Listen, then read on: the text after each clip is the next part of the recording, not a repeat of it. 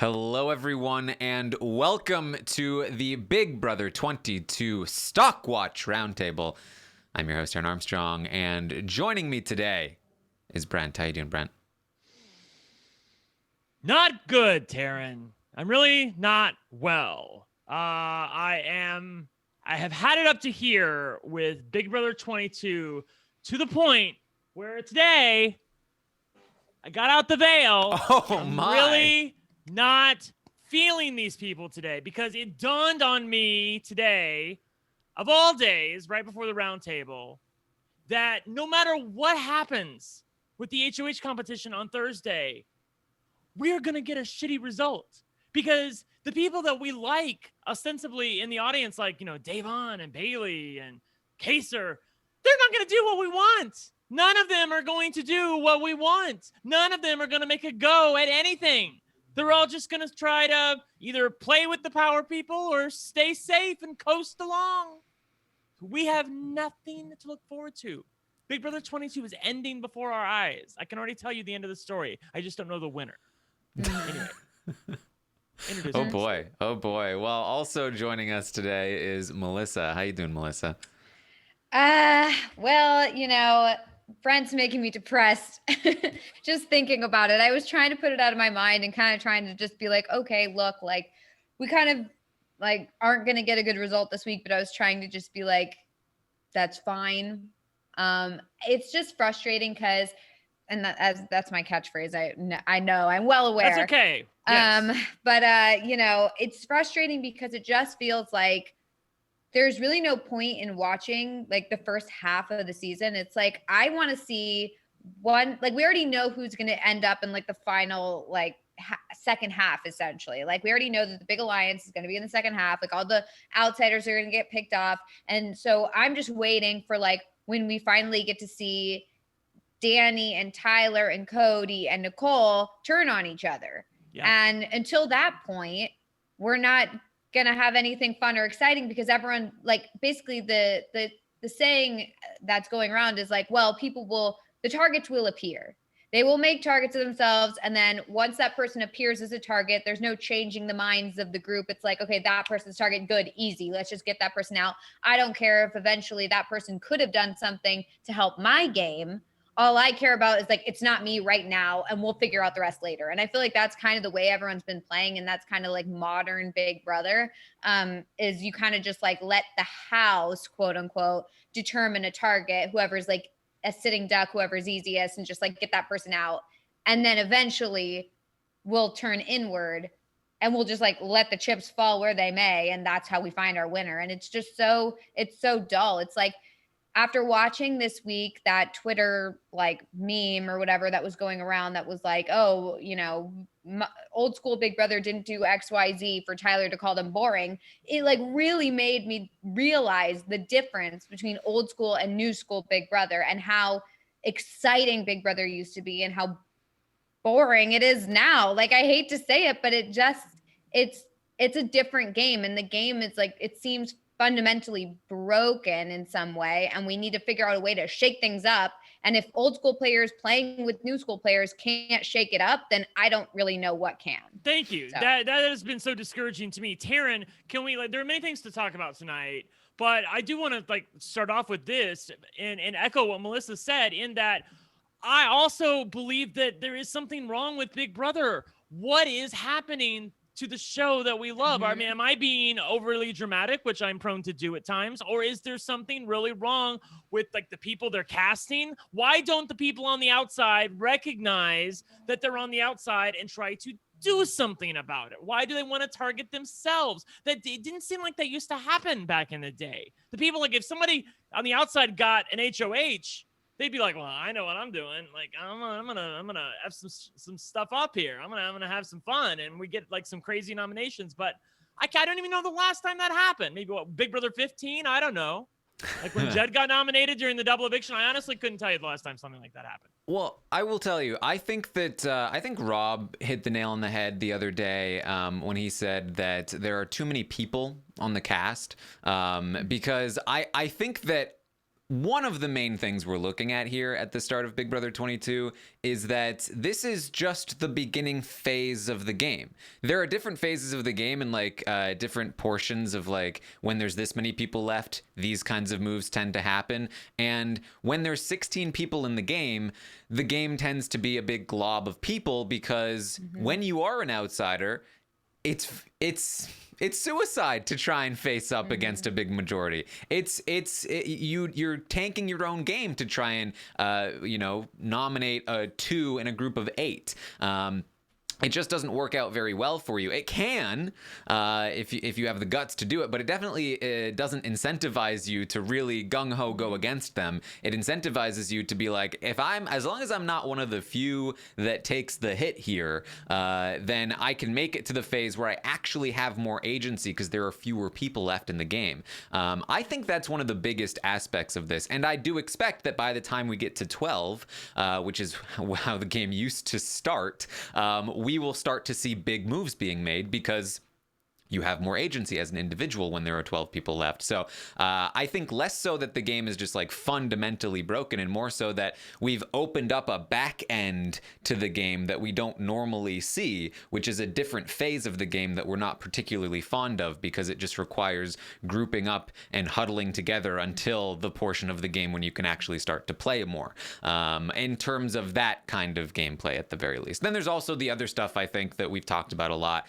the competitions, the casting, and just in general, the phrase that has kicked off all of this old school versus new school, the fact that new school gameplay has developed over the course of time, and it has gotten to a point where good players can really start to shut out bad players, which again sort of delays the fighting until the portion of the game when the competitions get more winnable, which is a problem, right? So I think that what we're looking at is a portion of the game that a lot of the audience does find to be boring and not fun to watch, and encourages this like mob mentality sort of thing. There are some things that I am still enjoying watching this, like when you guys say that like there's nothing worth watching right now, I am enjoying watching the little pieces move around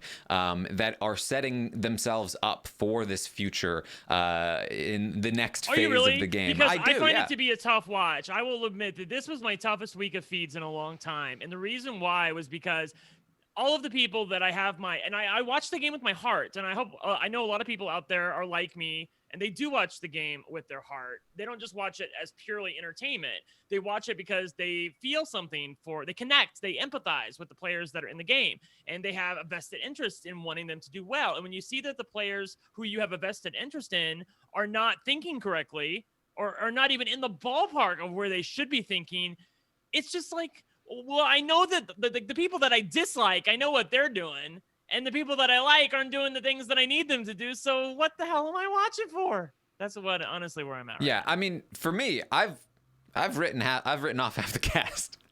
I'm watching the people that people don't like very much, and I'm watching them play. I'm watching them set up pieces for the game that will start in a couple of rounds, and that interests me as a person that watches for strategy because it is strategic and they are playing this game. And it does suck on the human element. Like, I am such a big Kaser fan. I love watching every conversation between Kaser and Janelle, but like the perspective that I'm trying to bring to it for myself at the very least is that I'm just grateful that I'm seeing Kaser and Janelle on my screens again. Like, the fact that I'm seeing them talk about how they met and like have these conversations and talk about reconnecting as friends. Like, the game didn't work out for them, but like, this is so cool that I'm getting to watch this. And so that's the perspective that I'm trying to bring again for myself. I understand that not everyone appreciates this like sort of minute strategy stuff as much as I do, but I do think there are some things that we can take that have some value here. I mean, I think there's good strategy going on. Like I said, I already feel like I know who's going to be here in the second half of the game. There are some people who are doing really well in terms of like positioning themselves and all that. The thing that gets to me is I feel like there's no reason, like we already know the results of the next few weeks. It's like, it just makes me feel like we're going to have these competitions where we're going to end up with like what, like a Memphis, a Cody, a Tyler, a Memphis, a Enzo, a Cody, a Tyler. And it's just going to keep going like that. Maybe a Christmas thrown in there. And then we're going to have picked off one by one. We're going to have, like Kevin's going to go. We're going to get Bailey gone, Davon gone. We're going to Kaser and Janelle obviously gone. Probably Ian will be next. And then we'll have like that final group. And that's where we'll get to see people actually play. I mean, yes, there's playing, but it's like the week itself is what I like to see is people going around and campaigning and convincing people to like get them to stay. And it just feels like they're going to pick the person who's going to go. And like this week, they're really not listening to any of the campaigning. And it's like talking to a brick wall every time Kaser and Janelle go to talk to people. It's already like, yeah, our mind's made up because the group's mind's made up. So, it doesn't really matter what you're saying to me right now. And it's not even just about this week, Melissa. It's not even about this week. I was listening to Bailey and Davon talk about David, and they were shading him, talking about, oh, well, he just wants to sit on his ass and make jury. That's all. He's just holding on for jury. He's not playing to win. Mm-hmm. And then 10 seconds later, they're like, well, if Kaser's still here next week and we win HOH, we'll have to put him up. I'm like, right. What are you doing? You're like, why in the What world? are you doing? Why would you do that? Why would you put him up? Like, what? It's like, and that's also getting me like, it feels like there's no like coherent thought going on, because it's like 1 second they'll say something and you're like, yes, okay, they've got it, they're on it. And then the second later they say the complete opposite. And you're like, wait, where did all that thinking just go? Like, do any of you have like thoughts that are like making any sense right now? It's like, it's a struggle, because it's like the people who you're rooting for are always the people who are really bad and wrong, and it sucks. That's the problem. I know. We talked about this before. Why can't I be rooting for Nicole? It's the paradox of the underdog, that you always root for the person that's doing poorly because they're the underdog, and you root for the underdog, but because they're doing poorly and they're the underdog, you're going to be disappointed because they're not playing well. Exactly. It's so tough. It's like, I am, after Kaser and Janelle go, I'm just going to have to, root for, I'm just gonna like have Tyler be it, or Nicole F. I'm honestly, I'm like almost that's there. who I'm with. No, I feel like that. I really feel like I love Kaser and Janelle, and I'm watching Kaser and Janelle like because I like them and because it's fun, but not because I think that they have a chance of like doing anything, because clearly no one will even take in their mind that they should keep them around or even work with them or talk with them. Like, so clearly nobody cares about them. So they're gone. And so I just need to move on at this point and watch them for fun, because I like seeing them on the live feeds, but not root for them, I guess. It's right. Totally. And I see the chat saying that Brent and Melissa are ranting and Taran is a good listener. See, you guys don't understand the concept of time for me and Melissa. See, Taran is on every day. He gets to talk to you guys every day. We are on like last week. Yeah, we're literally on like, and then this is like our time, because when we're on the episode recaps, it's essentially like, okay, we're going to talk about the episode and like what's exactly going on screen. This is the one time where we get to just like spew out all our thoughts. So sorry that we're frustrated and we want to talk and all that. Whatever. Yeah, this is one of my favorite parts of the week, is when I get to hear you two just like go off on all the bottled up thoughts and emotions that you've had over the course of the week. Well, before we get into the state of the house or in any of the alliances, I do want to say really quickly that I don't ask a lot, but I echo my friend Kim Mattina, who I retweeted earlier today. I beg the Big Brother producers. You know what? You've thrown Pandora's boxes in before. You've done whatever you wanted to do if you thought it was pertinent to shake up the game. Because look, let's be honest. None of us like, for the most part, unless you're like, Tyler's mom or something, none of us like the way the game's going right now. We want people of color to be included. We don't want like this majority alliance of people that is all white and listen to them talk shit about Kaser and David and Bailey and Davon. Like, it's not fun to listen to them just sit there and talk shit about them and knowing that they're going to get their way. So you know what? Just bring in a reset button. Like, for real. Just that way, give us a vote on Wednesday night if we want to reset the game. Of course we will. show them on Thursday the results and let us award a head of household, gag all of them and say, see you later. Like, honestly, who cares, Taran, at this point? At this point, I don't care. I would gag. I want something to happen, whatever it may be. I don't want this normal week where we just like get a bunch of like Big Brother social media people like for the show going on there and being like, we love Kaiser and Janelle. Isn't it great to see Kaiser and Janelle together? And then yet like give all these competitions that are for like young guys only, and then like just let them go out the door this second week or third week or whatever. It's like, no, you need to be cooking something up. I don't know. Like, I mean, I really wish they would. There's no integrity to the game anyway, so we might as well just like just throw in a twist. Isn't what you're asking for, in a way, Redemption Island? Like you just want Janelle to be handed a season, right? Like that's what you're asking for, right? Like that's essentially. No, I never really thought. No. We never. I just want them to get power, just like once. We never thought that Janelle was going to win the season. No way. Never. But I thought people would want to work with her. Then what you're asking for is Big Brother 19, where Paul gets some friendship bracelets, and then they just hands off for the rest of the season. Look, if Janelle is the Paul of this season, I'm fine with that. I wanted Janelle to have one moment. One moment. We wanted Janelle to have one moment. It does not sit right with me that Franzel is going to get her way on this one. It just does not sit. It all comes back to Franzel. It doesn't sit right with me that Franzel is going to get her way, and Deni too. What the hell is she doing? Is going to get Janelle out of the house in week 3. It just doesn't sit well. I would just love to see all of their faces absolutely cracked on Thursday night if they found out that America decided to reset the game because we don't like the way it's going right now, and watch all of their faces just crack. I would live for it. Yes. The way that Nicole and Dani and Christmas and all those guys are talking about Janelle is so performative. Like, they're like, wow, I can't believe Janelle would say that. The feeders wouldn't like it. They would hate it. America would hate it. It's like, what is wrong with you? Like, I know what you're saying. Like, you're trying to like get on America's like good side by being like, we're the good guys, right, America? Like, look at the camera. It's like, no, like you're clearly not. So like, don't perform to us. Like, just and Christmas with her, like, I wouldn't tolerate bullying. Ah, what? Girl.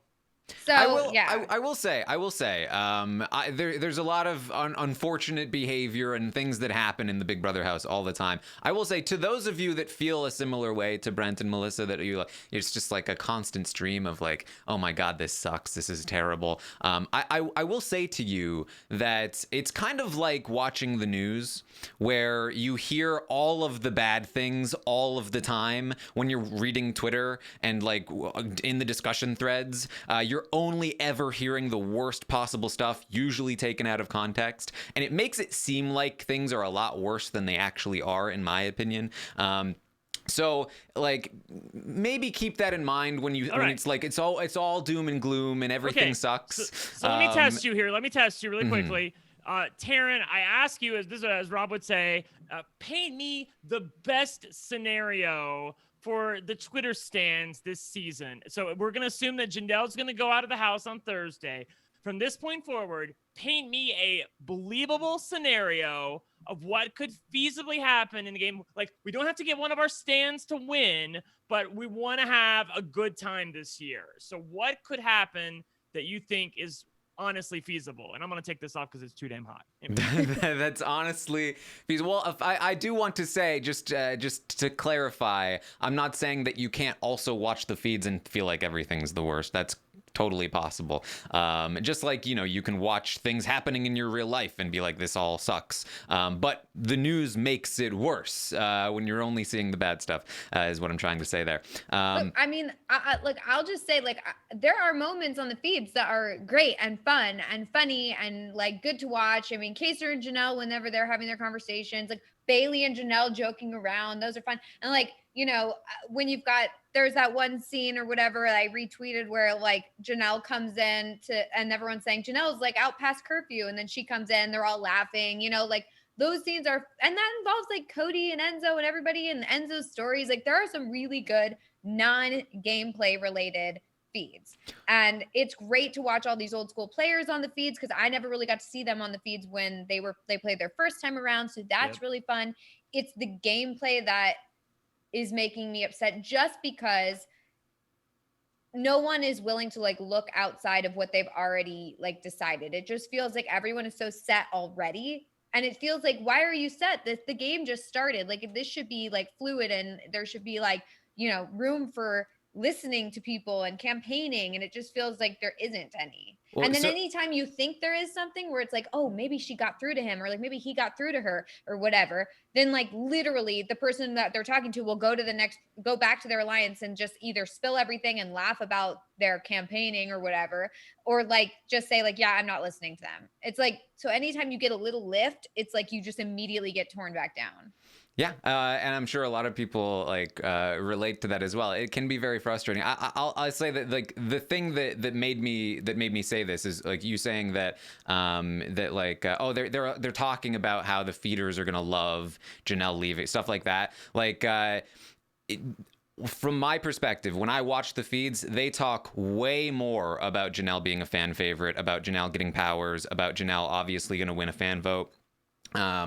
That happens way more often than the reverse, but anytime anything close to the reverse happens, that will be blasted on Twitter, on Reddit, everywhere for infinity. So that's kind of what I'm trying to get at there. Not saying that they don't say those things sometimes, and that it's not frustrating, but if you are involved in this sort of like chamber of like repeating all of the worst possible things and getting angry about it, it will, I think, make you more angry than you were before. All right, we will try not to get angry, but in order to do so, you have to paint me the picture. So a 1 minute picture of something that'll make me and Melissa happy.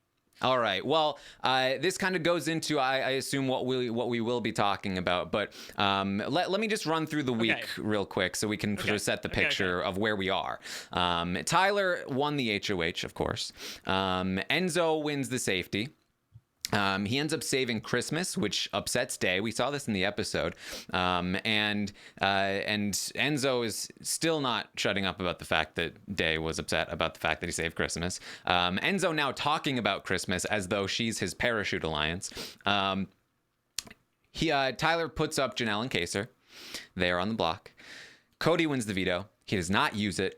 And that means one of Janelle or Kaser will go home. At the moment, it is looking pretty likely that Janelle is going to be the victim. Now, we had seen that in Cody's big group, that there was a particular shift last week. And that came when Devon tried to start testing some people. She told Deni that Tyler approached her about an alliance that she approached him about, and then she told somebody else that Nicole approached her about an alliance that she approached Nicole about. She ends up getting caught, and they start to feel like, oh, Devon doesn't trust us. Then she gets involved in the vote flip to save David, to get rid of David, and things start to deteriorate from there. So now we know that Devon and Bailey are on the outs coming into this week.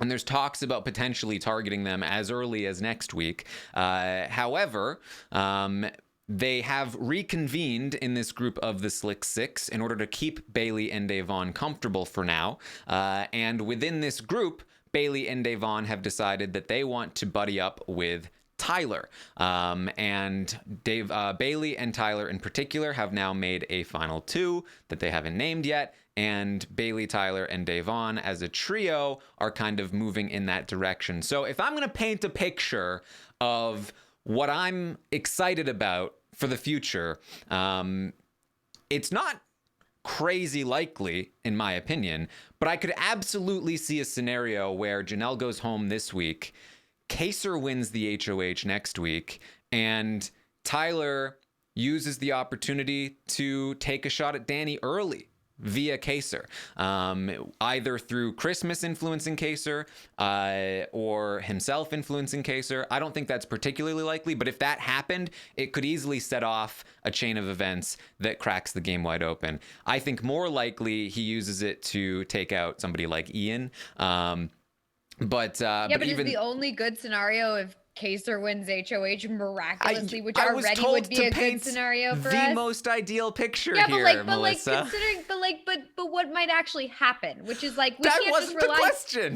We can't just rely on a Kaser HOH, which is what we want anyway. I feel if very Kaser wins attacked HOH, right now. but it's like, obviously, if Kaser wins HOH, we'll be happy. But it's like, Well, not what necessarily. He what might pull a happens- Fessy. Yeah, but like, I mean, what happens if Kaser doesn't win HOH? Is there any scenario moving forward where it's not just, okay, next week we target Kaser, next week we target Devon, next week we target Bailey, next week we target Ian, next week we target David, next week we target Kevin, and then everyone, that's it. That's definitely not happening. I'll tell you that. That is, I will put money on it. That is not, all of those people are not going back to back to back to back. Why? Because the amount of talk they are having about targeting each other is extreme. There's no way Tyler, maybe Tyler lets it happen, but even if Tyler let it happen, Tyler would probably be the one that ended up going earlier than that. I think that something is going to happen in the next, I think you just named like 5 people. It is not going to go down like that, in my opinion. I hope you're right. I mean, I hope you're right. I don't know. It's hard for me at this point. I know I'm being like bleak, but it's hard for me at this point to like see any other thing happen. Well, the reason why we're bleak is because we're looking at, the other possibilities. We're like, okay, well, Devon, no, she'd put up Kaser. Right, Bailey, exactly. No, she'd have put up Kaser. Kevin apparently hates Kaser. Yeah. So what can we do to change the course of events here? Like, yeah, it's like, I feel like next week is already dead to us if Kaser doesn't win HOH, it seems. Just because like everyone else seems to be like, well, I guess we just put up Kaser. Easy peasy week. Let's like go, I don't know. I mean, like I said, I feel like that is unfortunately kind of the nature of this early portion of the game. The only time we ever really get drama in a 16-person cast early is when you have a player like Vanessa on the outside who is like really just like gung-ho about breaking up this big group because she's not willing to sit back and be picked off. So like miracle casting essentially. Or if you just have like a bunch of drama happen because you have bad people on your cast, like in Big Brother 21, right? Most of the time you're going to see some early game big votes, and I will say that is kind of par for the course for all of Big Brother. In fact, I saw a post recently on Reddit that went through the first 3 weeks of every season of Big Brother, and there is no significant difference whatsoever in the vote totals. The house votes together in the first 3 weeks of the game consistently from the very beginning of Big Brother until now. Nothing has significantly changed in any of that time. It's just that we tend to remember the highlights, I think, in the past, and the game gets started a little bit quicker when there are fewer people. So that's my view on it, at least. That's true. Also, after Janelle goes, and then presumably if Kaser goes the next week, then that'll be 4 people out of the house. There'll be 12 people left, and that's about the point in time where you would think on a quote unquote old school season of Big Brother that people would start playing a little bit harder. So right before jury, you're determining who you want to be in jury, who you don't want to be in jury. So I don't know. I we'll see. Maybe hopefully somebody makes a mistake. Hopefully somebody decides to take a shot early. It's just it's a little bleak right now. That's all. Mm-hmm. So I mean, people are mentioning Big Brother 20, which is like great exception to the rule of the house usually votes early, but that is actually obviously a recent season. So a good example for recent seasons being good, at least. So this is what we have. This is what we have. There is this big group.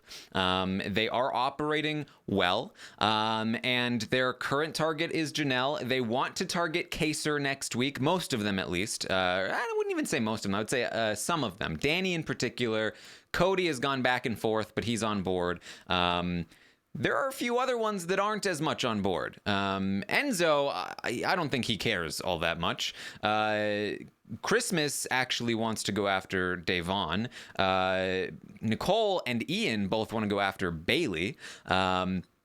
And there are a few different options in terms of who might actually be targeted next week. Not anybody really in the main power structure, other than maybe Nicole. But this is what we're looking at in terms of the coming weeks. So who were the people? I just want to. It was Kaser and Davon and Bailey. Is that basically what the targets were? Kaser, Davon, and Bailey, I would imagine, are the three most likely. Kevin, I think, is possible. Oh, Kevin as well. And like I said, the I people think of color. It's amazing that all the people Ian, of color happen to be the targets. That's yes. Like, who would have thought on Big Brother that we happen to have 3 or 4 targets and they all happen to be people of color? Wow, yes. how does that happen? Although I would say Ian and Nicole are also likely block buddies, with Ian probably being the one that goes home. Although you never know with Nicole. Such an impotent set of nominations. Whoever ends up making the Ian, Nicole, Franzel nominations, I don't know you, because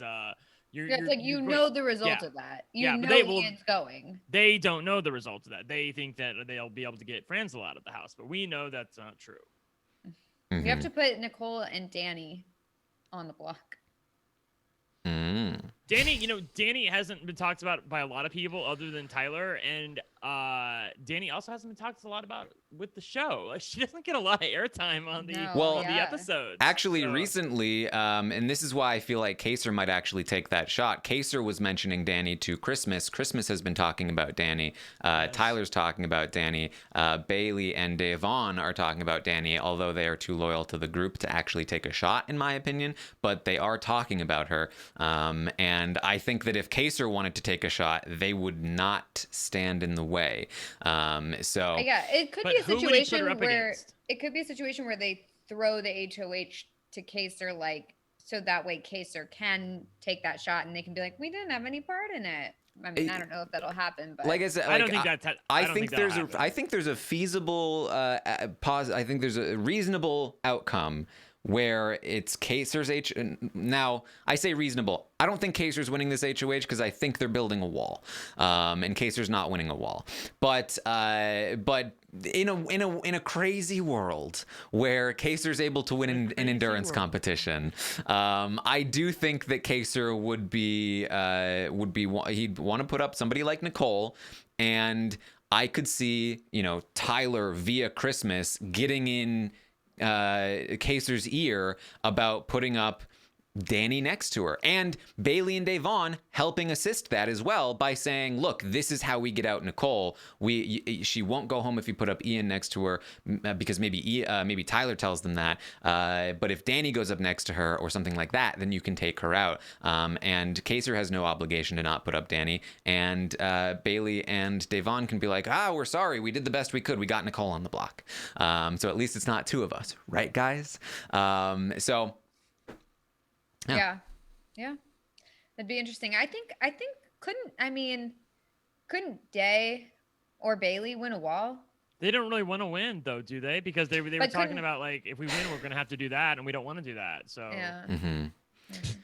I mean, they've gone back and forth. This is a situation where Bailey and Davon have talked about.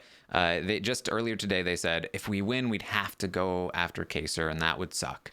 Which is the stupidest thing I've ever heard. Mm-hmm. There are other people in the house that aren't in your alliance that you could go after, that wouldn't be someone that you're actively working with and who wants to work with you. The problem is that one of the problems is that Davon in particular, both of them really, they take the alliances way too seriously. That's like they don't look at alliances as like a stepping stool. They look at alliances as the thing. Like we talked about it a few days ago that that relationships ultimately are going to be more valuable than alliances. But Bailey and Davon in particular looks at it differently.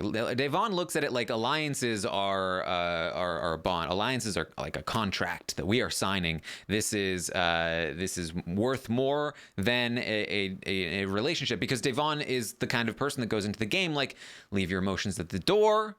A game above friendship, like that's the kind of game that she plays, which is great, but I think she takes it too far, and she takes these deals more seriously than she does relationships.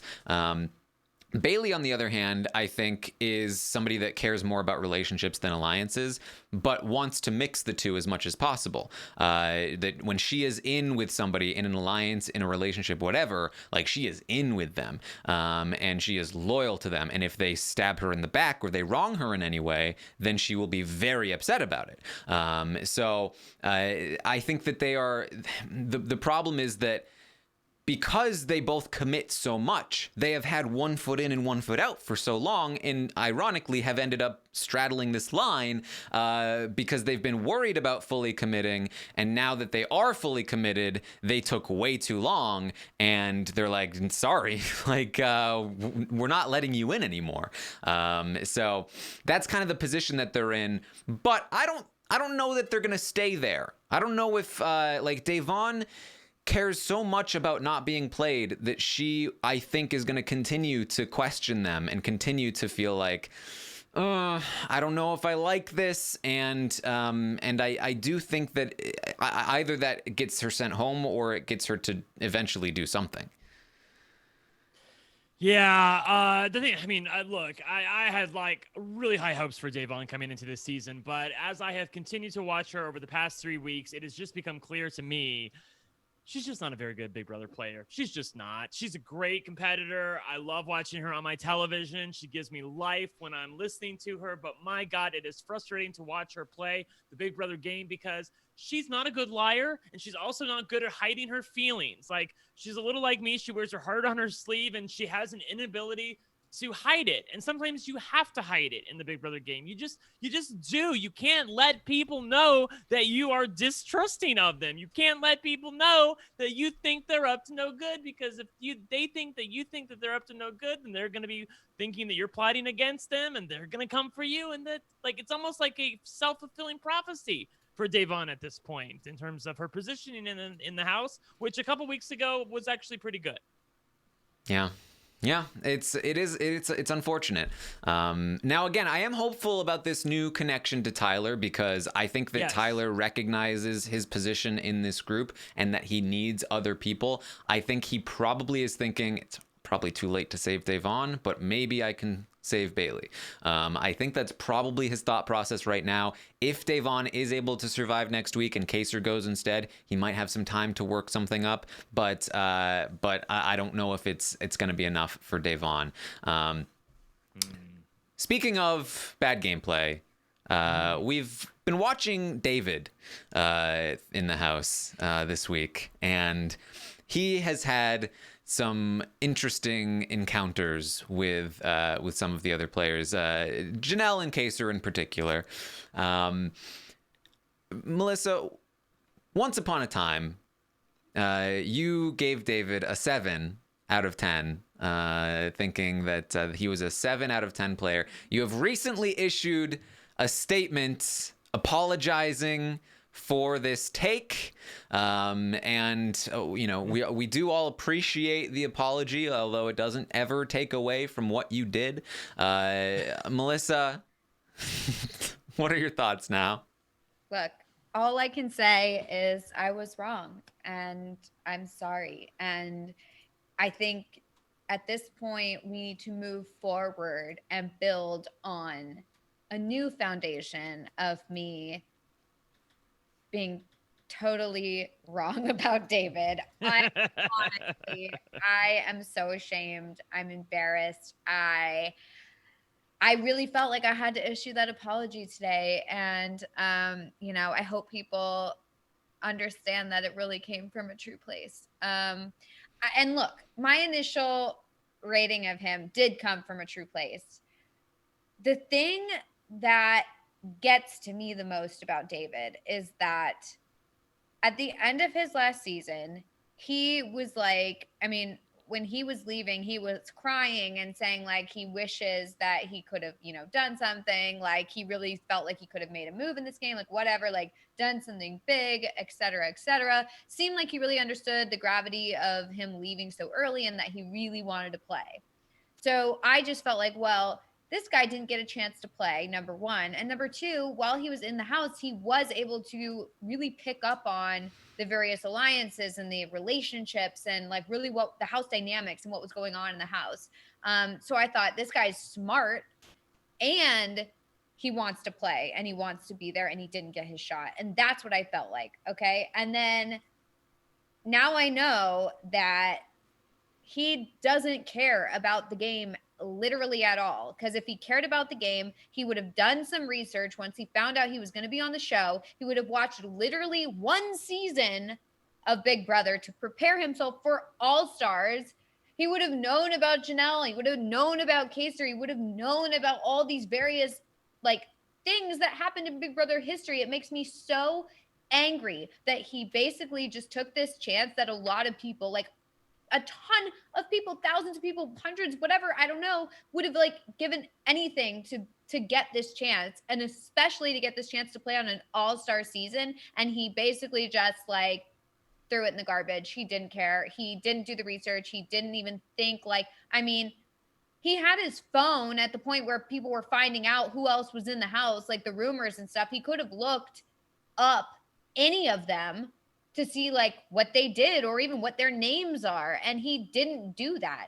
And not only was he woefully underprepared, basically not prepared at all, coming into the house, now that he's in the house, he's acting like he's some amazing strategic player and telling like Janelle and Kaser that they need to like build credit with him or something. And that yeah, they're low credit. Yeah, people are coming to him with like alliances and stuff. And he's just like, yeah, I don't really see the benefit of me working with you guys. So no, I'm not going to do that. It's like, are you an idiot?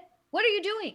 Like, why aren't you even taking, like, Tyler even says, like, and Tyler's a great player. Tyler says, like, if you get an alliance, like, thrown into your lap, like, you say yes, you take it. You don't have to actually mean it, but you don't just, like push your hand in their face. Like, it is so bad to watch. It's so bad. Listen, he needs to go. He needs to go. Melissa, look, if I were to give you some advice on podcasting. But that's the thing. You could give me advice on podcasting. That'd be like if I turned to you and was like, Taran, let me give you some advice on how to host morning updates. Because I was on a morning update once. This is what you need to be doing. Like, that is exactly what David is doing, essentially. Look, I will say too, you know, I don't remember if I talked about it, because I do remember wanting to give David the benefit of the doubt, but I definitely talked about it with some people at the very least, that I was always a little skeptical of David's read on the house in his original season. That what I heard from him in the diary room was not what I saw from him in the house itself. And I think, tell me if I'm wrong here, I think the way that David speaks, I do believe he's a smart guy. I really do. I think that he is just very bad at communicating, and I think he's very bad at the game. But he can speak in a way, he's a very thoughtful guy, and he likes to speak with big words. And I think that what we saw from David in the diary room of Big Brother 21 is that he was saying something along the lines of, well, look, we've got some people in the house that, you know, there's things going on that I can see. And and we all took it as like, yes, there is things going on. Oh my God. Yeah. And really, he was just like making stuff up, like talking out of the side of his mouth. Like he literally just was just like saying words. Melissa, Yeah. I think part of the problem is the fact that he believes us. Like, David believes Twitter that he's an excellent reader of the game. We have done this.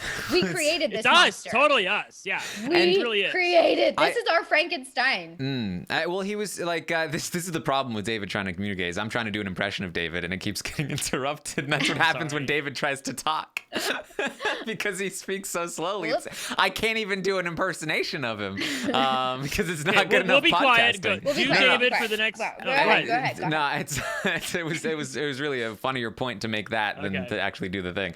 But Look, I just basically what I think happened is that David spoke a lot of words in the diary room and threw out a lot of different scenarios and kind of spoke in an intelligent way, but you know, in the way that he does, and they threw together a diary room of him sounding like a genius.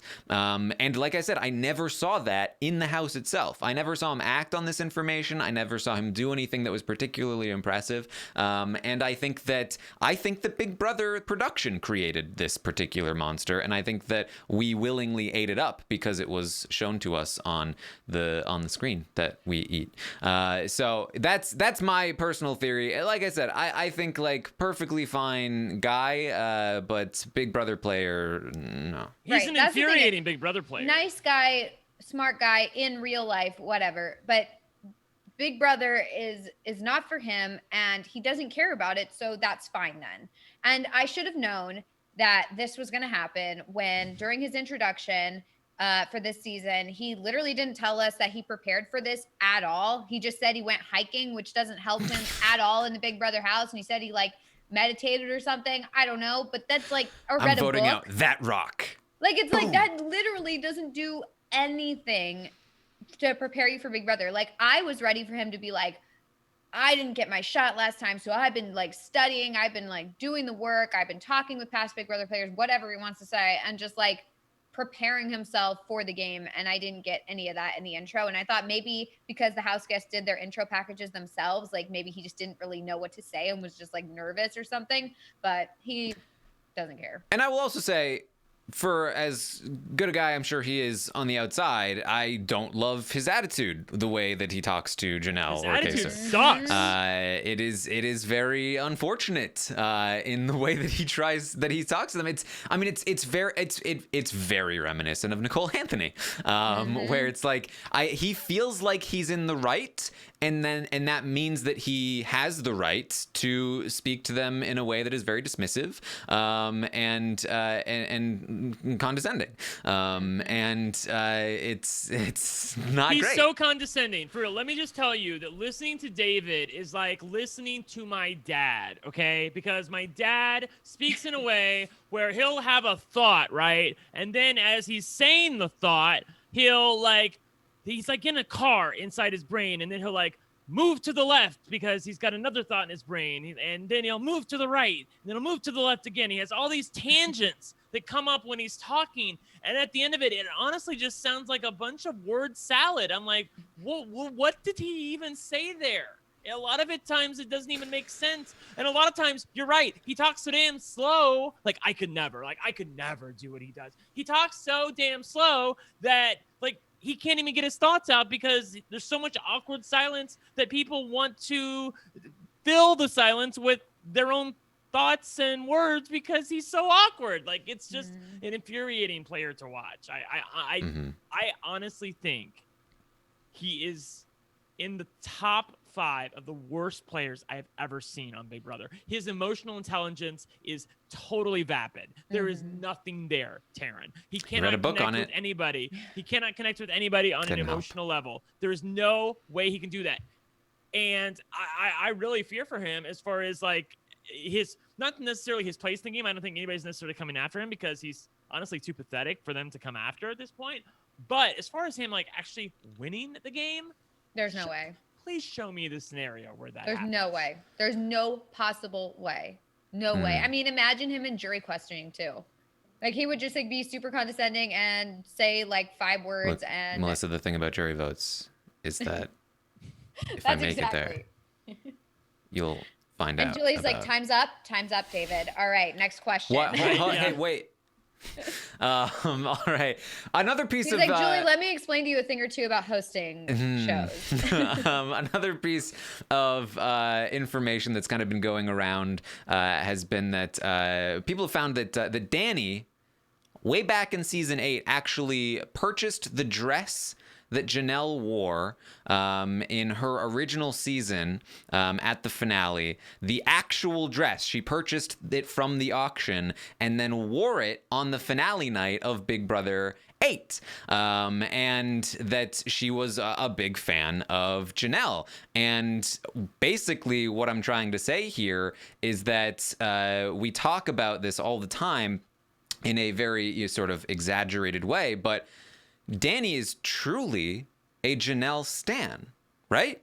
Yeah. Like in the truest sense of the word. In the truest sense of the word, yeah. Where she literally bought the actual dress, wore it on finale night, now is here with Janelle, and she wants to become her, I think. Yeah, she wants she to become the new does. Janelle. Yeah. Well, she had that interview or whatever where she said she wanted to be the number one like female Big The Brother queen player. of Big Brother. She wanted to be the new queen of Big Brother. Yeah. That's not happening.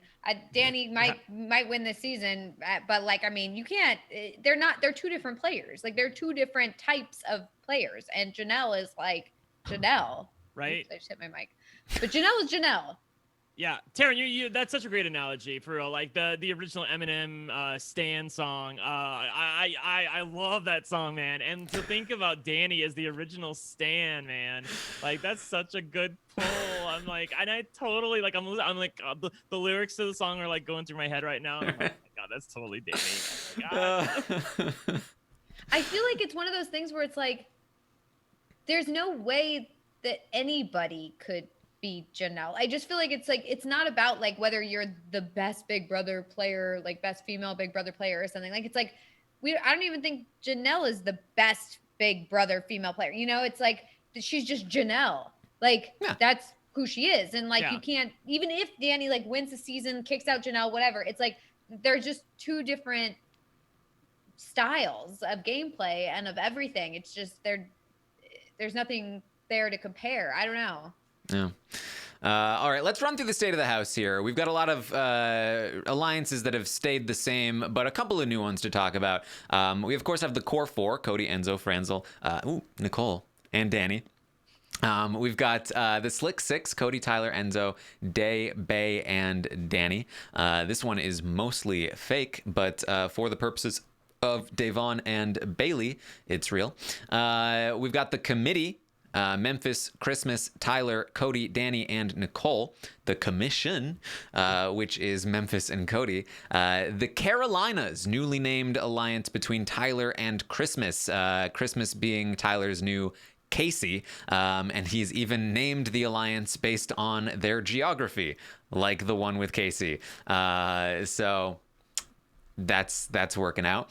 We've got the Million Club, Ian and Nicole, Devon and Bailey. They don't really refer to their alliance by the name ever, but they originally called it Black Girl Magic. They are now kind of pushing David out. I used to include David under them, and actually replacing him, I guess, with Tyler. So Tyler, kind of a new addition to that. We've got Cody and Enzo. They are the root, but they also have Tyler as kind of a third, as a guy's thing. And then they kind of have David as a loose fourth. Enzo likes to call them Team Freeze. That was an early thing that happened. They were in the room and it was freezing. But that's barely a thing. The further out you get from Cody and Enzo, the weaker this tie is. And then, of course, you have Tyler and David, who, you know, I mean, Tyler's trying. And you have Nicole and Christmas, a new Final Two made just earlier today. That Christmas offered a Final Two to Nicole, and Nicole was like Jessica from last season. She was like, "Oh, I've been waiting for this moment. I invited you to my wedding, and I was if this had taken any more days, then things would have been bad." So that's going on there. And there's another new alliance that's also called. That one's called 4 Prime, and that is Ian, Nicole, Cody, and Dani, and that is what Ian thinks, I guess, is running the house to sort of pacify him. So there you go. That's the state of the house. I will say that I don't know. I was listening to a morning update maybe like 4 days ago, and at some point, the Slick Six was meeting, and you reminded us that Nicole Franzel is not in it. and she's not in an alliance with Enzo at any point. Like there's no alliance that exists that has Franzel and Enzo. Well, it's Christmas and Enzo aren't in it together. Nicole and Enzo are in the core four. Yes, I know that, but that has the people that I was talking about in this specific feedback, or in this specific morning update is what I was trying to get to. The point being that there are so many configurations of these specific alliances that it's almost head turning. I honestly can't keep track of them all. No. I had to literally look up who was in the core four, or sorry, not the core four, the 4 Prime. Damn it, I always said core four. 4 Prime. They always had too many damn 4 names. I'm so frustrated because it's not real, and the only person who thinks is real is Ian. and it's a facade. And again, I don't even know what's going on with him. It feels like all of these are like so pointless because they're all just like overlapping things. I mean, if I was in the house, there's no way I'd be able to keep track of all these. I feel like, especially for like Tyler and Cody, and like they're just like, it's like one after the other. Like, I mean, how do they know which alliance are they talking to at each point in time? Just because like each alliance is literally the same except for one person swapped out. It's who's in the most? I think it's Cody, right? It would be Cody, yeah. Yeah. Cody followed by Enzo would be my guess, and then Deni. The thing about Enzo is even the alliances that he's not in, the people that are in those alliances are like, but I like Enzo. Mm-hmm. Like Enzo's great. You know what I mean? Like there's nobody coming for him. Nobody. Literally I feel like no one. In so many of the alliances, it's like it's basically like Cody, Nicole, Dani, like just being moved around. I mean, it's the core four is truly the core four. That like Enzo and Nicole are left out of respectively the commission and the Slick Six, but they like it's the core four that are the core of the house. Yeah. So that's what we got. And so keep an eye on the core four. And that's why, like, Tyler truly is on the outside of that. That's why he does need some numbers. And which is why I feel like he's making a mistake this week in getting rid of Janelle. I do really feel like if there was a way that he could have constructed some other drama between some other house guests and found a way to keep Janelle and Kaser in the house as bigger targets, because I do feel like he's losing somebody from more his side of the house, something that somewhere in the house where he could work with them. I feel like here's the thing. If push comes to shove, I feel like Janelle and Kaser, if they were left in the house this week, would be more loyal to Bailey and thus Tyler than they would be to like Franzel and Dani. So that would be something that would protect Tyler. As it stands, Janelle's probably going to go home, and Tyler is looking a little bit more vulnerable than I thought he was, even at this early stage. Are you saying that the best player in the house, who everyone sees as a big target but wants to work with him anyway, is being forced into a situation where he needs to take out Janelle, and he's going to do it anyway, but probably get through and maybe make it to the end? Maybe. Are we watching Big Brother 14? I mean, like as long as we get the right results, because Big Brother 14 didn't make me satisfied at the end. Like, and there were some other extraneous things I know happening there. So maybe if that happened at the end of this, look, I know people don't believe it when I say this. But it is really true. There are so many annoying people this season on Big Brother that if Tyler got to the end and he won, it wouldn't be a bad result. It really wouldn't. I'd be happy for him because he played a winning game in Big Brother 20. He really should have won that. And, I don't connect with him on a personal level, but I don't despise him at all. I don't have no animosity from me to him, especially as far as appreciating his game. He plays a phenomenal game, and I've given him credit many, many, many, many, many, many times. More times than I would like to, actually. But, he's that good. Yeah, I mean, I think I don't know if I see another out for Tyler this week. Winning HOH, Janelle being so close, knowing that he was in a lot of danger if Janelle or Kaser won. Like, even just from his perspective, like, how can he trust Janelle and Kaser to not start doing this again? Because he is telling the truth that he did try to work with them at the start, and then they just kind of turned around out of nowhere and started throwing his name out. So from his perspective, he just like, why but take they were that true, gamble? Though.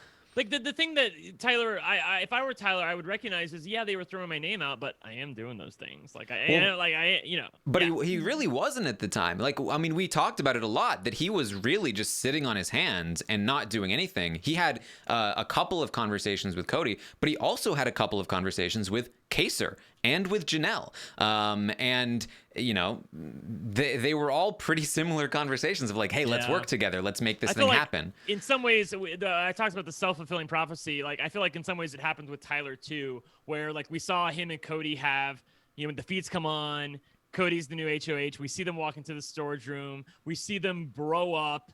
Kaser comes in right after. And we're like, oh my God, here we go. This is Tyler's game plan. He's got it. He's got it all figured out. He's gonna buddy up to the HOH and be slick as a willy. If that's I guess, is that a phrase? I don't know. Whatever. He's gonna be slick, and he's gonna be safe again. And of course he was. I thought for sure that if Tyler came back, that people would see him as a big threat. But at the beginning of the season, no one surely didn't see him as a big threat, and it's taken like a couple of amazing comp wins / performances to remind people how good he truly is. Mm-hmm. Now, like the thing to remember about Tyler in the first week, right, is that he wanted to work with Kaser and Janelle, but at that time, it wasn't Cody versus Kaser and Janelle, and Tyler didn't, or at least it wasn't publicly Cody versus Kaser and Janelle, and Tyler didn't know that Cody actually had wanted to put Kaser up on the block. I always forget that. That always eludes me. I thought for sure that when Tyler used the restroom on night one after the HOH competition, and Cody was HOH in the HOH room, and he came out and they talked about how like there was definitely animosity toward Kaser. Like, I couldn't believe Kaser came in and he heard that, man. Like, he heard us like talking about what we were going to do. Like, obviously, like that would indicate to me that Kaser's definitely on the outs of whatever you're currently feeling. And I felt like Tyler knew that Kaser was definitely going to see the block. Because somebody mentioned that conversation. I went back to it to watch it because I was like, oh, I do kind of remember something like that. It was a 2-minute conversation, and the only mention of Kaser was, man, I hope he didn't catch us.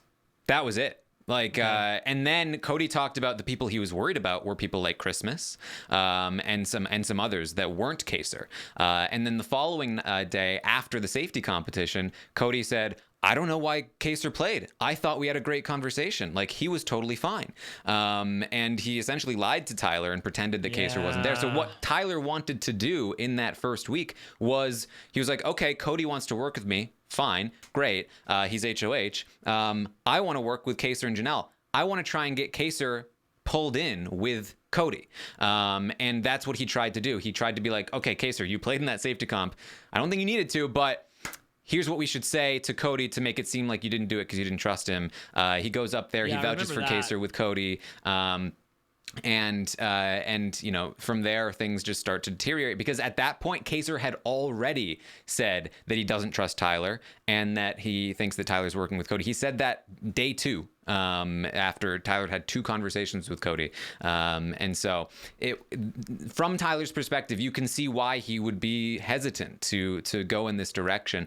And I think even if he did, I still don't know how he pulls it off that like Cody and Deni and all of these people don't go, whoa, why are you not going after? They've been saying your name. Like, you obviously just made a deal with them. In addition to that, I think that Bailey coming to Tyler is happening because she's losing Janelle. And if she isn't losing Janelle, I don't know if she has as much incentive to go to Tyler or be loyal to Tyler. Yeah.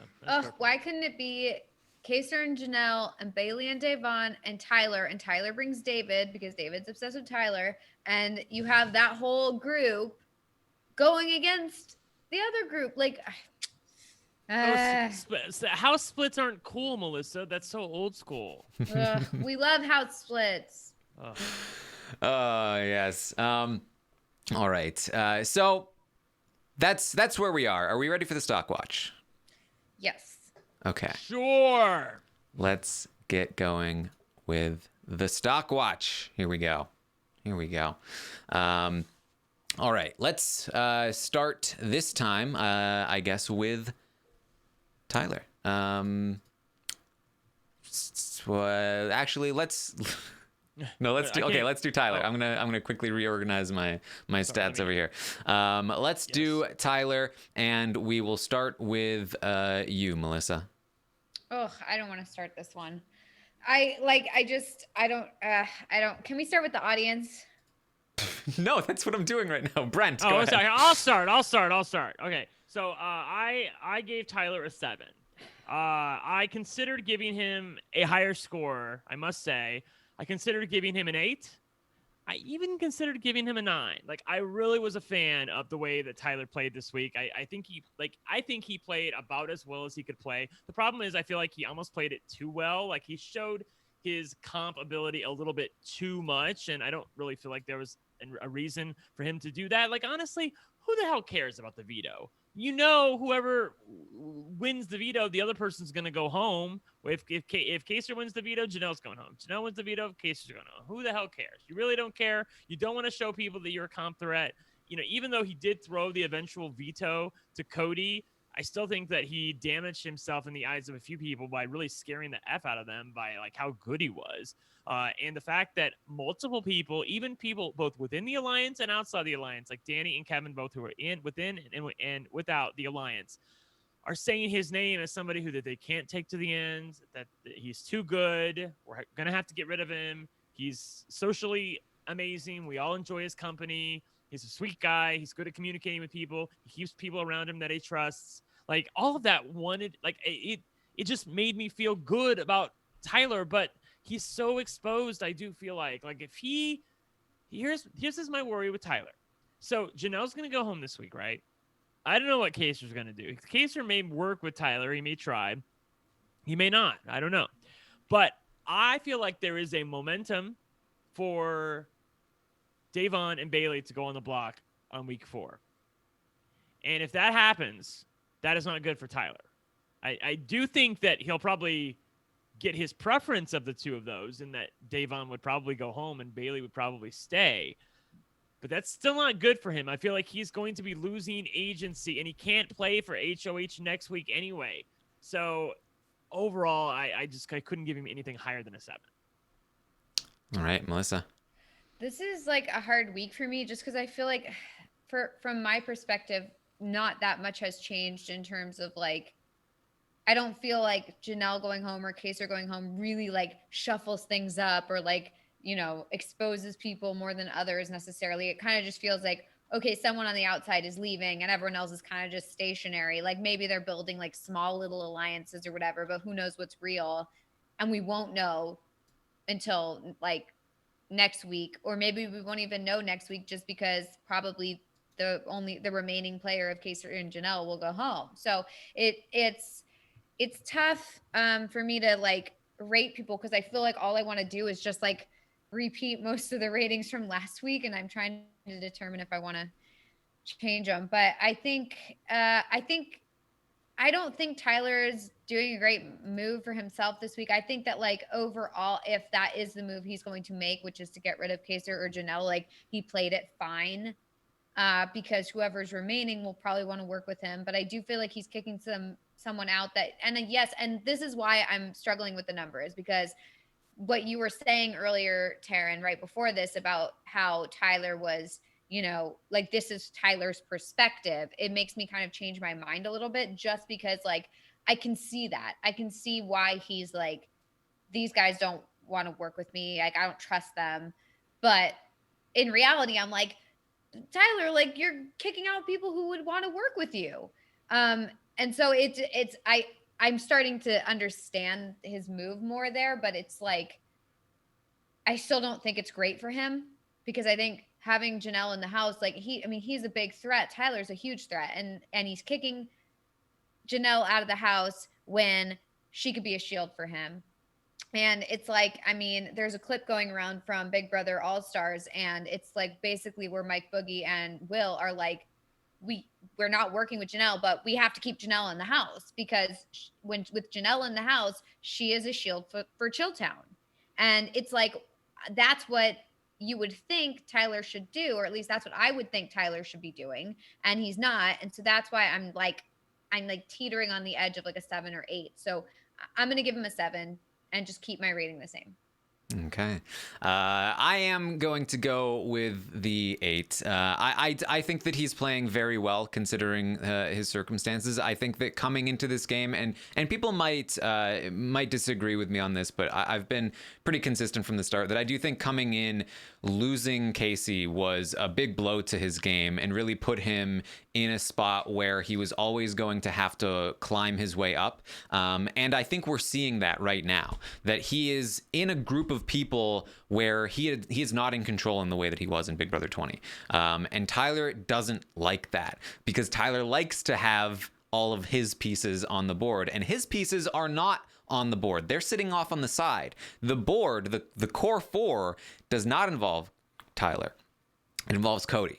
Cody is in the Tyler spot right now, and Tyler will have to do something to replace Cody at some point if he wants to have that dominating position. And he is in this position where he does need to take out Janelle against what he wants to do. And he even recognizes, like, this sucks for me, but I don't have another option. I had to win this because they were going to put me on the block, and they were. And now that I have won this, I need to take out Janelle because that's the position I'm in. I blow up my entire game if I don't do this. So he's in the spot where he needs to make some other moves. And without this Bailey and Devon thing, I would have given him a 7 because I do think that his position is deteriorating. And I talk about this a lot on the Stock Watch, and I talked about it with JC a lot, that like JC was like in a great spot, but he wasn't end game material. Like, he wasn't in a great spot to win. And every week that went by that JC didn't make a move, didn't change things up, his rating started to deteriorate and decrease because he's going to run out of runway. Tyler is on that same trajectory. Tyler needs to do something to shake up the game and shake Cody out of his position if he wants to eventually do well and win this game. He's got some time. But he doesn't have a ton of time because he's got people like Deni breathing down his throat, breathing down the back of his neck. I don't know what the thing is. Breathing right down his throat. They're kissing. So on top of that, as Brent mentioned, he did really increase his threat level this week. And a lot of people are looking at him the way they should be, which is this guy is socially incredible, physically amazing. He's great at competitions, and Deni has even pointed out there's no way he's gonna win. He's gonna lose a jury vote. If he gets to the end, an all-star jury is gonna reward him with the win, especially after what happened to him last time when he didn't win it. It's like if Danielle Reyes had gotten to the end of Big Brother All-Stars, the original. Like, there's no way she's gonna lose that game. So people recognize that. So Tyler, he's a great player. I really do feel like he's the best player in that house, but he's not on a trajectory to win right now. But he has a lot of pieces on the board that can help him get to that trajectory. He just needs to do something about it. So for now, it's an 8. But every week that goes by that something doesn't shake up, it's going to go down, or it's going to slowly go down. It's not like it's going to go down to a 7 and then a 6 right away, but he will start to run out of room here. So the audience is with me on this one. They gave Tyler an 8. Which means that Tyler will remain at an 8 overall. Let's talk about Nicole. Melissa, how do you feel about Nicole? I feel like Nicole's in a similar position as she was last week. I think that, I mean, if anything, she's doing a lot better just because if Janelle leaves, just because Janelle is her like number one adversary in this game. And so that's really great for her that she's getting Janelle out without even having to do any work. She's basically getting Tyler to do it for her. And so I think that's really impressive. I do think that, like, I mean, plus she's gaining sympathy from people. And I think people are, feeling like she's weak and sad and like they want to take her further just because they're not seeing her as like Nicole the winner. They're seeing her as like, Nicole, we need to protect her from Janelle or whatever. So I do think she's doing pretty well. Do I think she's doing well enough to have an 8? Maybe. Yeah. I'm going to give her an 8. There you go. All right. Brent. I am going to award her a 7. I gave her a 7 last week, and I'm going to give her another 7 this week. I think that she did some positive things this week. Obviously, the thing that happened earlier today with Christmas was awesome. She is having, from all outside appearances, it feels as though she's having an easy time of it. And I was really, really glad to see she actually admitted that on the feeds earlier today, where she was just like, I don't really feel like she didn't say it like this, but she was basically like, I ain't even trying that hard this time. Like, I feel like I'm playing with my friends, which she actually did say. And she was like, I think I'm Ian's number 1. I'm Cody's number 1. I'm Christmas's number 1, and I'm Dani's number 1. And I think she has all of those right, except for Christmas. But she's probably Christmas's number 2 at this point. She's not Christmas's number 1. So she's like got 4 people in the house that she's like 1, 1, 1, and 2 with. That's a pretty fantastic spot to be in. I continue to underestimate, or maybe not, maybe I correctly estimate her ability to win a jury vote. Please show me how she's going to get to the end and win again. I think she saw Christmas and money signs appeared in her eyes. All right, I don't know. Christmas is but a I don't personal know. gal. Yeah. I don't think she's a pushover. So I'm gonna. I like what I see from Nicole, and I loved her talking to herself. She wasn't really talking to the camera; she was more talking to herself. But she did it in a really coherent manner that you can understand, and I really liked that. Really liked that. I know she can't hear me, but Nicole, please do that. I love that. So I gave her a 7. All right. I'm actually with you on this one, Brent. I gave her a 7 as well. Last week I gave her an 8, but I do feel like this week her position has gone a little bit down. Bailey and Devon both have her on their radar because she's not included in the Slick 6, which is not great for her. They were originally talking about putting her and Ian on the block, and while I do think that she would be safe from those nominations, losing Ian would be a big blow to her game. And Kaser still might do that if he wins next week, and that would not be great for her. On top of that, her influence with this group at large has diminished, in part because she's not part of the Slick 6, but also because the people that she wants out that are targeting her are not the same people that the rest of the group wants out. She can't even convince Christmas to switch her target from Devon to Bailey. And you can tell that when she's talking with Deni and Cody that they don't value her opinion as much. So when she's saying that she thinks that Bailey is more dangerous, they say, nah, it's Devon. And that's not great for her. And when she talks about how Christmas is cool, they're like, she's fine. So her influence with this group is not great. Now, that said, I think she is a very capable player, one of the best in the house, and I think that she is very good at getting her way. For instance, Janelle is leaving this week. That's huge for Nicole. She also almost got Cody to say, screw it, I'm putting up Bailey next week with just a small little hey, Bailey said your name, Cody. And if that's the kind of thing that she continues to intends to continue, then we could easily see Bailey going home next week because Nicole gets in somebody's ear about it. So never count Nicole out, but I do think that she's kind of, got her back to a wall at some point. So it's a 7 from me. The audience, still not quite there. They're at a 6 still overall. So they're not feeling wonderful about Nicole. They've, I believe, maintained a 6 all the way through so far. But I do think it's a little bit improved from where it started. Let's talk about Memphis. Let's talk about Memphis. Wait, talk about somebody who was the talk of the town, as Bryce would say, last week, and this week, who he? I think is he even in the house this week?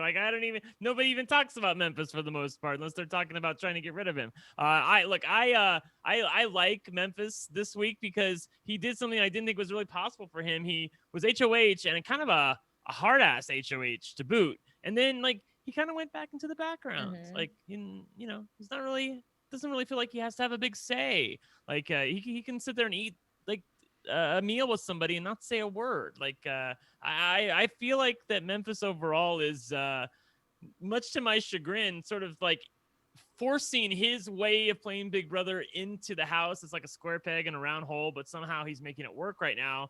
I don't think he's on the inside of anything, but I think that he is a viable tag along for a lot of people. He seems like a trustworthy guy. And unless he gets a little unlucky, which is kind of what happened to Nicole Anthony, ironically, with Memphis's HOH, unless Memphis gets a little unlucky and the wrong person gets HOH and goes after him like David or somebody else, I think Memphis is here for a while. And I could definitely see him getting to the end and possibly winning the game. So I gave him what did I give him? I gave him a 6. I gave him a 5 last week. I gave him a 6 this week. I'm with you on that. I also gave him a 6. I gave him a 6 last week as well. I feel like he's continuing like these maverick ways, but he should be set for a while in this game, and he doesn't. Basically, Memphis doesn't plan on turning it on in the game until halfway through, which he's told everyone, and they've all just kind of accepted it, and they're all just like, all right, we're gonna leave him until halfway through or so. We're gonna leave him in his robe and just like his scarf. Now, because of this, it's hard to feel better than a 6 about Memphis, because there are other people in the game that are so much like better positioned in the game to go far, and I don't know how he will do when he does turn it on, when he does need to start doing things. But he's also very good at competitions, and if he makes it halfway through and the competitions are as physical as they have been, then I could see him winning a few of them and getting some power and making a deep run at the game. And for as much as we say, yeah, he's not like the most, smooth talking guy. He's a little blunt. I don't think he's drawing dead with a jury vote. I don't either. People the chat does. A lot of people in chat do, but I do not. People enjoy him in the house when he's not HOH. He's an adult. Yeah. And if he wins a lot of competitions, do not underestimate the power of winning a lot of competitions. It's very big. It does wonders for your image. So watch out for that. Yeah. Melissa? By the way, before Melissa gives her score, I did notice that the official chart from last week says that I gave Memphis a 6. I have it on my paper as a 5, so I don't know what I'm guessing. I'm guessing what I see on the screen is correct, and I actually did give him a 6. But nevertheless, I'm going to stick with my 6 this week. I don't feel like I can really go higher than a 6 for Memphis. Okay, so somebody can go back and listen to the podcast real quick and let us know. Melissa, what do you think?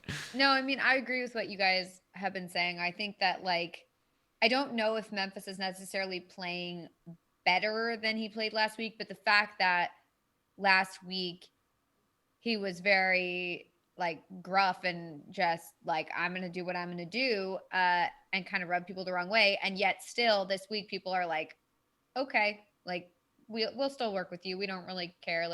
Whatever. I thought he was going to be target number 1 after his HOH, but it seems like, okay, that he's blending back into the background, like you guys said. So I'm going to give him a 6, which is higher than my 5 from last week. All right. The audience has also gone up on Memphis last week, giving him a 4. This week, giving him a 5. So that's how they feel about Memphis. So that's going to be a 5 overall, a 6 overall for Memphis. So he has gone up in the upward direction. All right. Let's talk about Kevin. Kevin. Oh boy, Kevin. I still feel terrible about Kevin. I gave him a 4. Last week, is that right? I thought I gave him a 3. We keep we keep having this thing. No, I probably gave him a 4. But I just don't feel good about Kevin. I feel worse about Kevin this week than I do last week. So I do think it's appropriate that I gave him a 4 last week, because I'm going to give him a 3 this week. I feel like he is continuing to flounder. He's trying to find purchase, and he's not finding any. Nobody trusts him with any information. Nobody's pulling him in, and he's an easy target in the coming weeks. The only positive is that he let Deni know that he'll be pissed if anybody uses him as a pawn, and she's spread that around. And so it does make it less likely that he ends up on the block as a pawn, which is great, but he might end up on the block as an easy target in the next week or 2, and that is not great. I still feel like he could make a deep run. I really do, but right now it's not it. Plus, also, who cares if he'd be pissed that he's put up as a pawn? Does he? Yeah, well, it's the okay. difference. You have literally no power in this game, and so what? I don't know. There's a difference between somebody who wouldn't be pissed if they got put up on the block as a pawn, and somebody that would be pissed if they got put up on the block as a pawn, right? So if you can put somebody on the block that won't be pissed, then you're gonna do that. Yeah, I guess, but it's like once they get down to it, and it's just their alliance left, or whatever. It's like, Well, I don't know. that's, Yeah, I mean, it could backfire on him in that regard, in the sense that, like, okay, we need to put 2 people on the block. If Kevin's going to be pissed, then Kevin is going to be my target instead of just not caring or something. Yeah. I mean, I don't know. I just feel like it's like, it just makes me think, like, if that's like his one thing, that it was like, thank goodness he said this to Dani. That's his one good move. Like, it's like, okay, so I don't know. If he's not working with me, I'm not, and he has like no track record of winning competitions, and he doesn't have an alliance backing him up or anything. It's like, okay, you're mad at me. Like, I'm sorry, I didn't have anyone else to put on the block. Like, tough luck. Maybe you should have been in an alliance. I don't know. So I'm giving Kevin a 2. I'm not seeing anything promising, unfortunately. Ooh, yes. I like it. I gave Kevin a 5 last week, and I, like many of you, was so excited when Kevin Campbell was cast on Big Brother All-Stars. I never thought it would happen. I really thought it was like a super fan's dream. Thought we were the only ones who remembered him. And then when he showed up, I was like, oh my God, this is actually happening. Like him and Keisha, I feel like were the 2 people we were like, wow, we never thought we would get them, and we got them.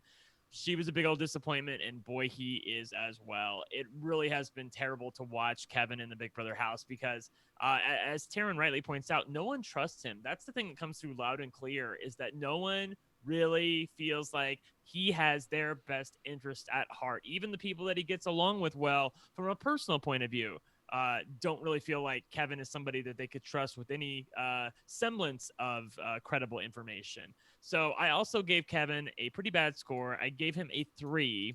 I wanted to give him a 4 because I do feel like his position is pretty well in the house.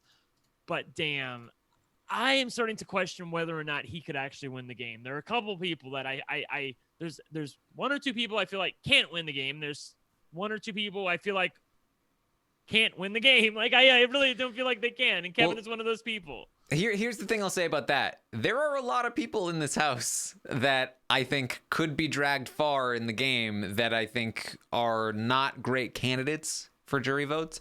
And when there are a few of those people, anything can happen, right? Again, I like to point out, we live in a world where Josh won a jury vote. I know. Yes, there's that. Also, first of all, they corrected it.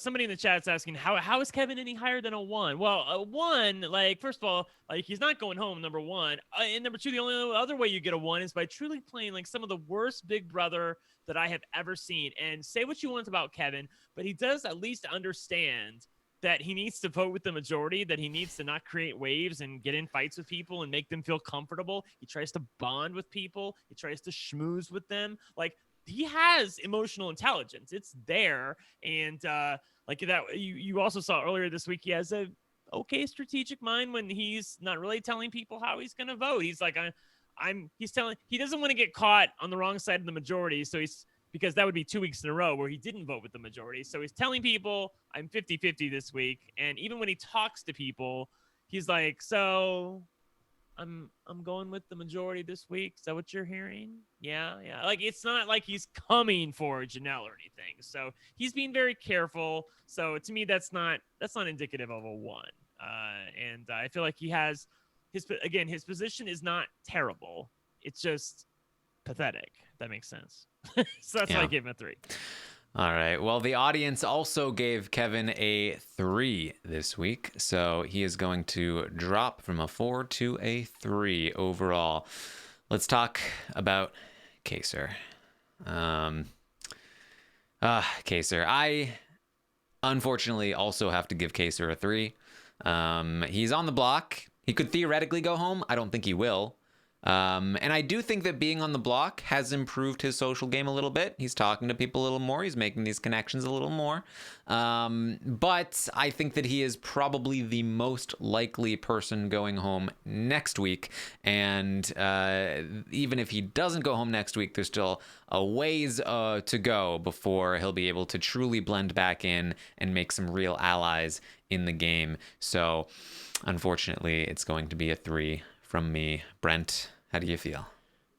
I went even lower. I went with a 2 for Kaysar. The thing that's come through loud and clear for me with Kaysar is that somehow, some way, these people just will not bond with him for the most part. Like he can try to have, intimate conversations with people, and I feel like he does an okay job of that. But then like immediately, most of them will go and run back to whoever they're supposedly loyal to, and they'll not take anything he says at face value. When I feel like he is being honest, as honest can be with most of these people. He's really trying to connect with them and tell them the truth and make them see that he is a valuable ally. I really do feel like that him or one other person is the most likely person to go home next week. So given all of that, and he's never gotten his way, I mean, show me how Kaser could have played worse. So it's a 2. I'm gonna go with a 3. And like it hurts me to do that because I don't think he's playing poorly. I don't think he has a bad read on the house or anything like that. Like I think that he's a really smart guy, and I think he's trying his hardest. But it's like no one, everyone's a brick wall. No one will open up to him. No one will take him in. And I think that if you've reached that point, like there's not really much you can do to change it up. Like you just like that's just that. And it's unfortunate because I think Kaser's a really good player, but I mean, can I ask something, Taran? So this I had this thought earlier today. I played I played Sequester and I played badly like a couple different times, but then like the last time I played a little bit better, and I started to listen to people around me who were like, Brent, you just need to you don't need to always bring the fire every time like you feel like you have to do. And so do you feel like part of Kaser's problem is the fact that he feels like he has to bring the fire every time? Because he's always saying I was put in this house for a reason. I can't be quiet. I can't slow down. I have to keep going. I have to call people out and make big moves. That's why I'm here. Do you think it's even possible for Kaser to slow down and be the old man for a couple weeks and just chill and drink coffee and eat cereal? Is that even within his wheelhouse? I mean, here's the thing. I think that once upon a time it could have happened. When Kaser came into Big Brother 6, he was in the Bro Alliance. He was in it. He was part of it. And then it went wrong. And he was the underdog, and he was in the Underdog Alliance. And then he came into season 7 as the underdog in the Underdog Alliance. I mean, it wasn't really the Underdog Alliance. There were 4 people, but they were right? The entire other house. The rest of the house was against them. They were still locked up in this fortress. And he came back into this season, and he was kind of put into a position where Cody wanted to target him right away, and that was, this underdog position. But he was also being given, the people are throwing ropes to him. Hey, Kaser, grab on. And he was like, no, don't trust that. I'm the underdog. I don't get pulled into these groups. These groups happen without me. And if they're happening without me, then I need to blow them up. And that's, that's what we saw. Yeah. I think the same thing happened to Nicole Anthony. I think Nicole Anthony was like, I'm an underdog. I'm on the outs of these things. And again, self-fulfilling prophecy kind of happens. Okay. So. What did the audience say about Kaser? Are they being softies again? They are. They gave him a 4. Okay. Well, that's not as bad as I thought it was going to be. I thought it was going to be a 5 or something. No, not a 5. Not quite. Okay. All right, let's talk about Janelle. I can tell you that the audience is also soft on Janelle. They gave her a 4 as well. Yeah, it makes sense. I mean, I feel the same about Janelle that I feel about Kaser, which is that nothing that they can say or do is going to change anything, even though they see what's going on in the house. They are smart players.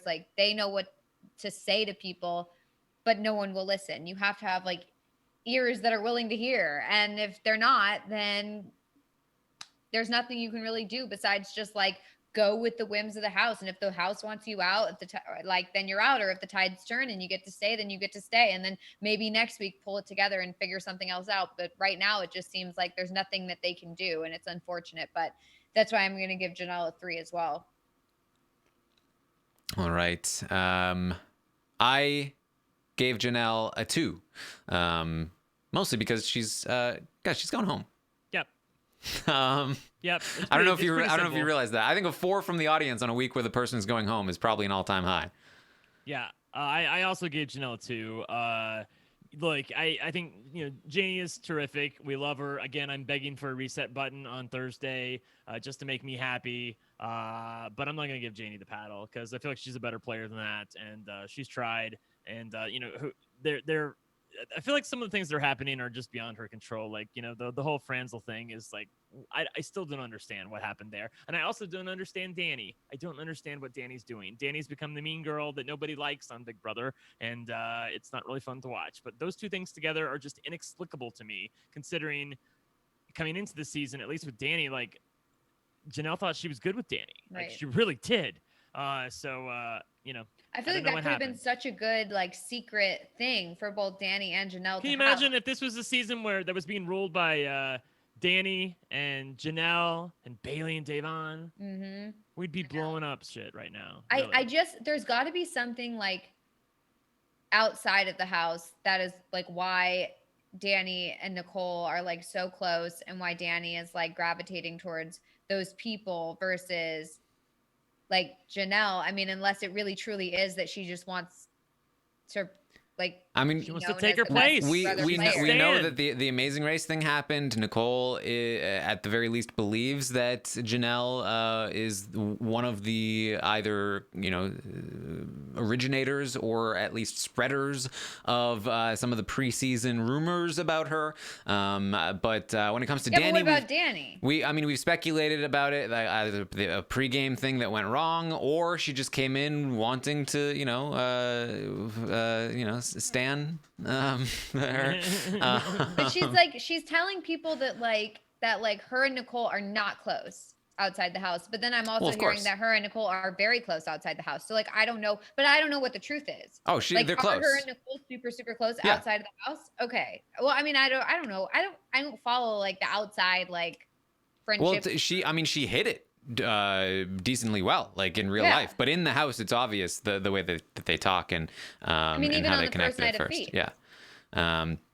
Like I will say this because I see a lot of people saying like, oh, it's not Janelle's fault that she was targeted, and like I do love Janelle. I think she is a fantastic character. She has played the game 4 times now, and all 4 times she has been targeted immediately. Her first time she was targeted, but they kind of like, Kaser and some other people became bigger targets. She kind of was able to get her way to the end. The second time she was targeted right away, but she won a billion competitions, was never vulnerable the entire season. The third time she was targeted right away. And this time she was targeted pretty close to right away. At some point we have to be able to say like, there's one common thing here in all of these seasons, and that is Janelle, right? But I don't. Yeah. I mean, I feel like I don't know. I feel like it's like what could she have done differently coming into the season that would not make her stand out as Janelle? Like it's like if Dr. Will or Dan came into the house, like I just feel like people would immediately be like, okay, these guys are really like big players. Like maybe she played a season with Dan. And she left first opportunity and he made it to the end, right? Like. No, I know. But it's the thing is that it does feel unfair to me to put Janelle and Kaser together in the house, not have any other duos in the house. And I know we had this conversation last week, but it's like, it still is relevant to me, like, which is that they're the only duo in the house. And not only that, they're the only duo from All Stars, the original.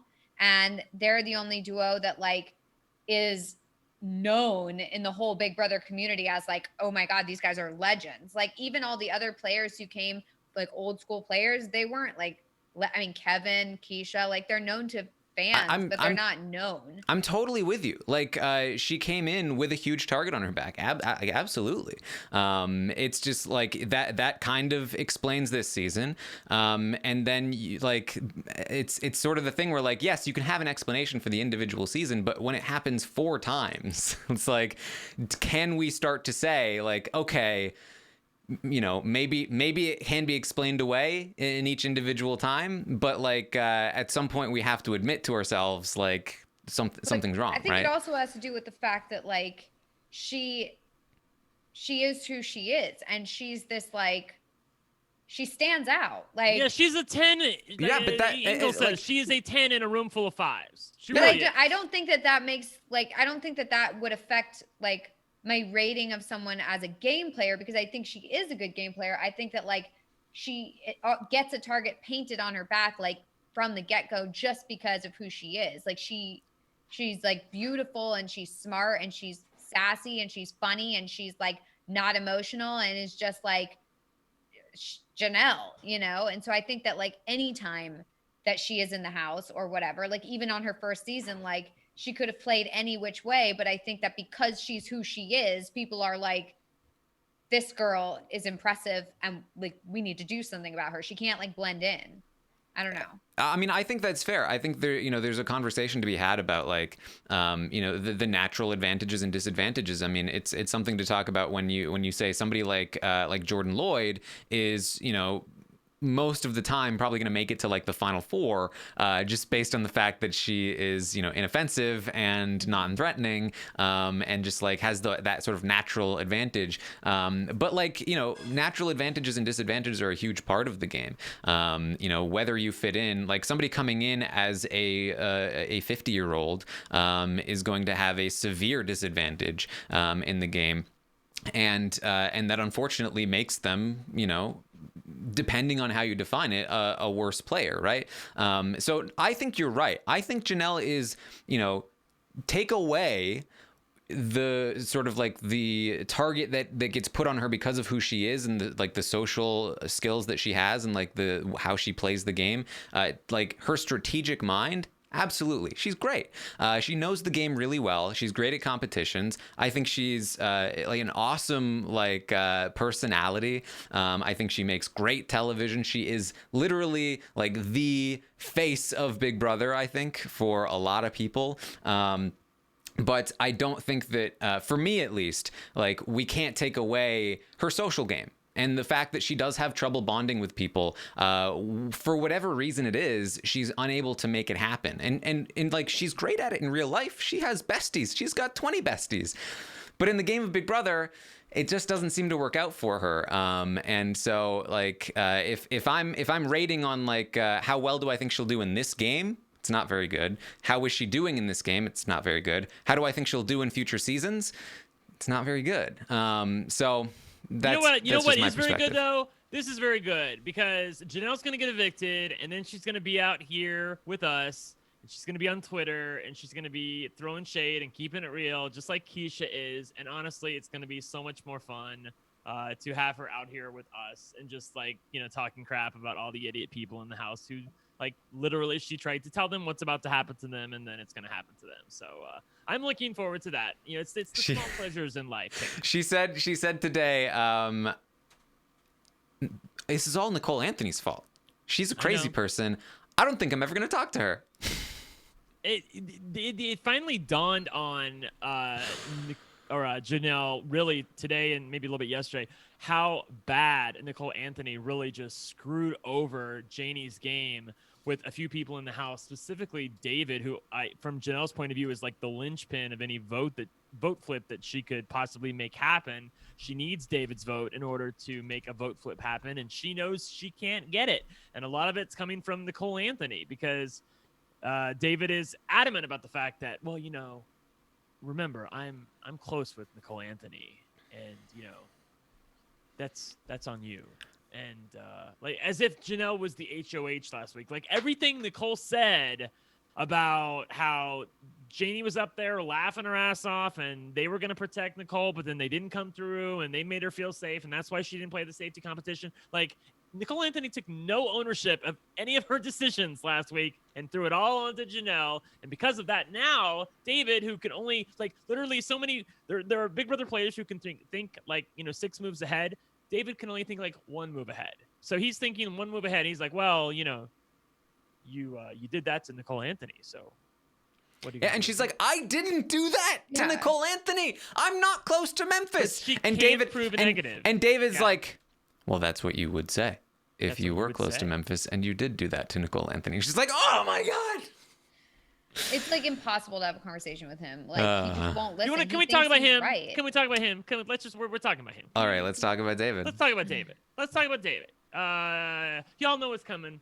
He gets the freaking paddle. I have never seen somebody in the history of Big Brother who is as safe a spot as David is right now, but yet plays the game badly enough for me to not only give him the paddle, but do it with glee. Like, he is the most abysmal, terrible, no good player I have ever seen in the Big Brother house. I don't understand what he's doing half the time. I don't understand what he's saying.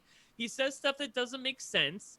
It's really frustrating to watch. And the more frustrating thing is that Janie's about to go out this week and David's just sitting there high and mighty because his boy Trevor is HOH and he doesn't have a care in the world. She should have listened to my advice. I know, right? He is just so infuriating to listen to. And it's not like here's the thing. If he wants to throw shade at Janelle and kick her when she's down because she was trying to, quote unquote, get David voted off last week and save Nicole Anthony, that's his right. He can do that. He got his butt hurt over that. That's fine. He can come for her. But the things he was saying, honey, they did not make sense. They really did not make sense on a purely logical level. It was like I said, he's in the car and he's driving around and he turns left and he turns right at various times and he doesn't really know where he's going, but he's driving and so he feels like he's doing something, but that's not playing Big Brother. Here's the thing. He has no chance to win the game. That is the thing that came through loud and clear to me. Finally, today, I made peace with it. There's no way I can come up with any scenario of any person that could possibly get to the end of the game with David because David's such an ass. There's no way he could possibly survive that jury questioning. There's just no way. It's not happening, and I'm going to continue to give David ones until he starts playing better or shows me that he can win a jury vote. Well, like, the logic doesn't make any sense, too. Like you were just saying, where it's like, he's like, I'm mad because of what you did to Nicole Anthony and you betrayed her and and you got her on the block.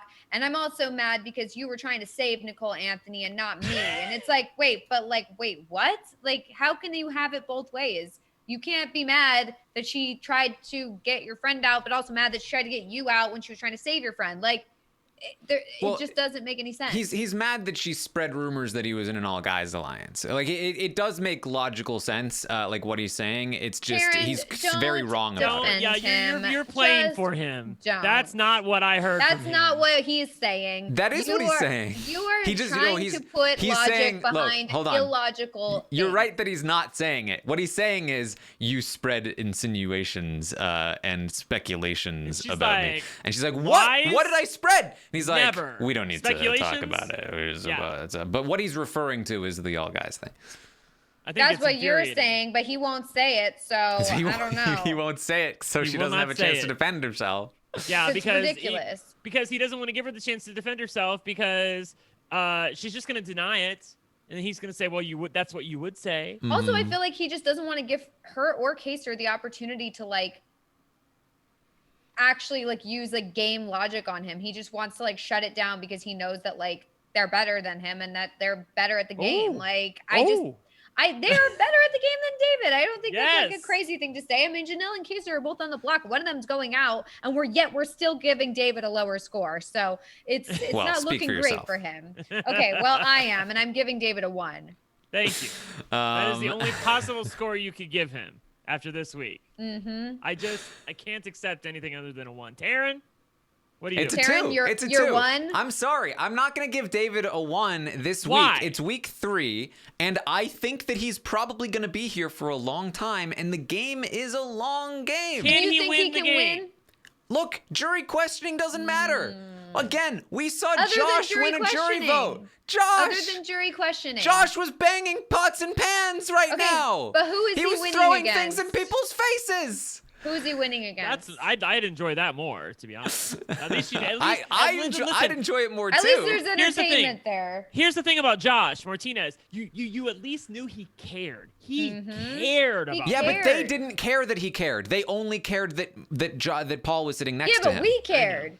I know that we cared. cared, but that what I'm saying is that there's always a chance. There's usually a chance Who does he sit next to? I have no idea. Maybe he's sitting next to Memphis, who got real bad. Maybe he's sitting next to Cody, who was super douche. I don't know. But I just want to point out that the it's entire in the realm chat, of possibility. The chat is like, Taran, stop lying on yourself, Taran. Stop it. The delusion. Although I've seen a couple preach Tarans, to be fair, like Taran preach, but This so I guess every, we're divided. This happens every season. That I have to be the one that points out that what he's saying does make logical sense, and it ruins everyone's fun. I'm not trying to say that you shouldn't berate him for the conversation, but we don't have to misrepresent it to do it, right? And so I get made fun of in the chat. It authentically. I really do. No, I mean, look,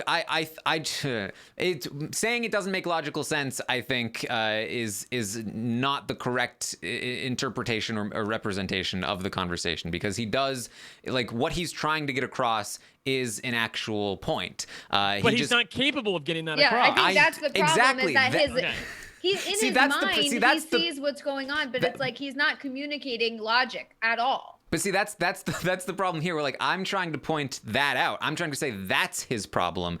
But when I say anything that is not bashing him, people assume I'm defending him. When what I'm really trying to do is clarify this isn't the problem. This is the problem. But it's all a problem. Yeah, all of it. The whole thing. The whole thing's a problem. It's all a problem because he didn't research Big Brother. He didn't do a little bit of looking into exactly, okay, what's my plan going to be? What am I going to do? What needs to be done? I have a little bit of a history of the people that he was going to possibly be playing with. He didn't do anything like that. He literally looks like a lost puppy, and it's become so evident. I know people that were rooting for him week 1. Week 2 gave him a little bit of a break because Memphis was such a badass as an HOH. But my God, week 3, the people have come for David Alexander, let me tell you. So I'm excited to see what the audience gave him.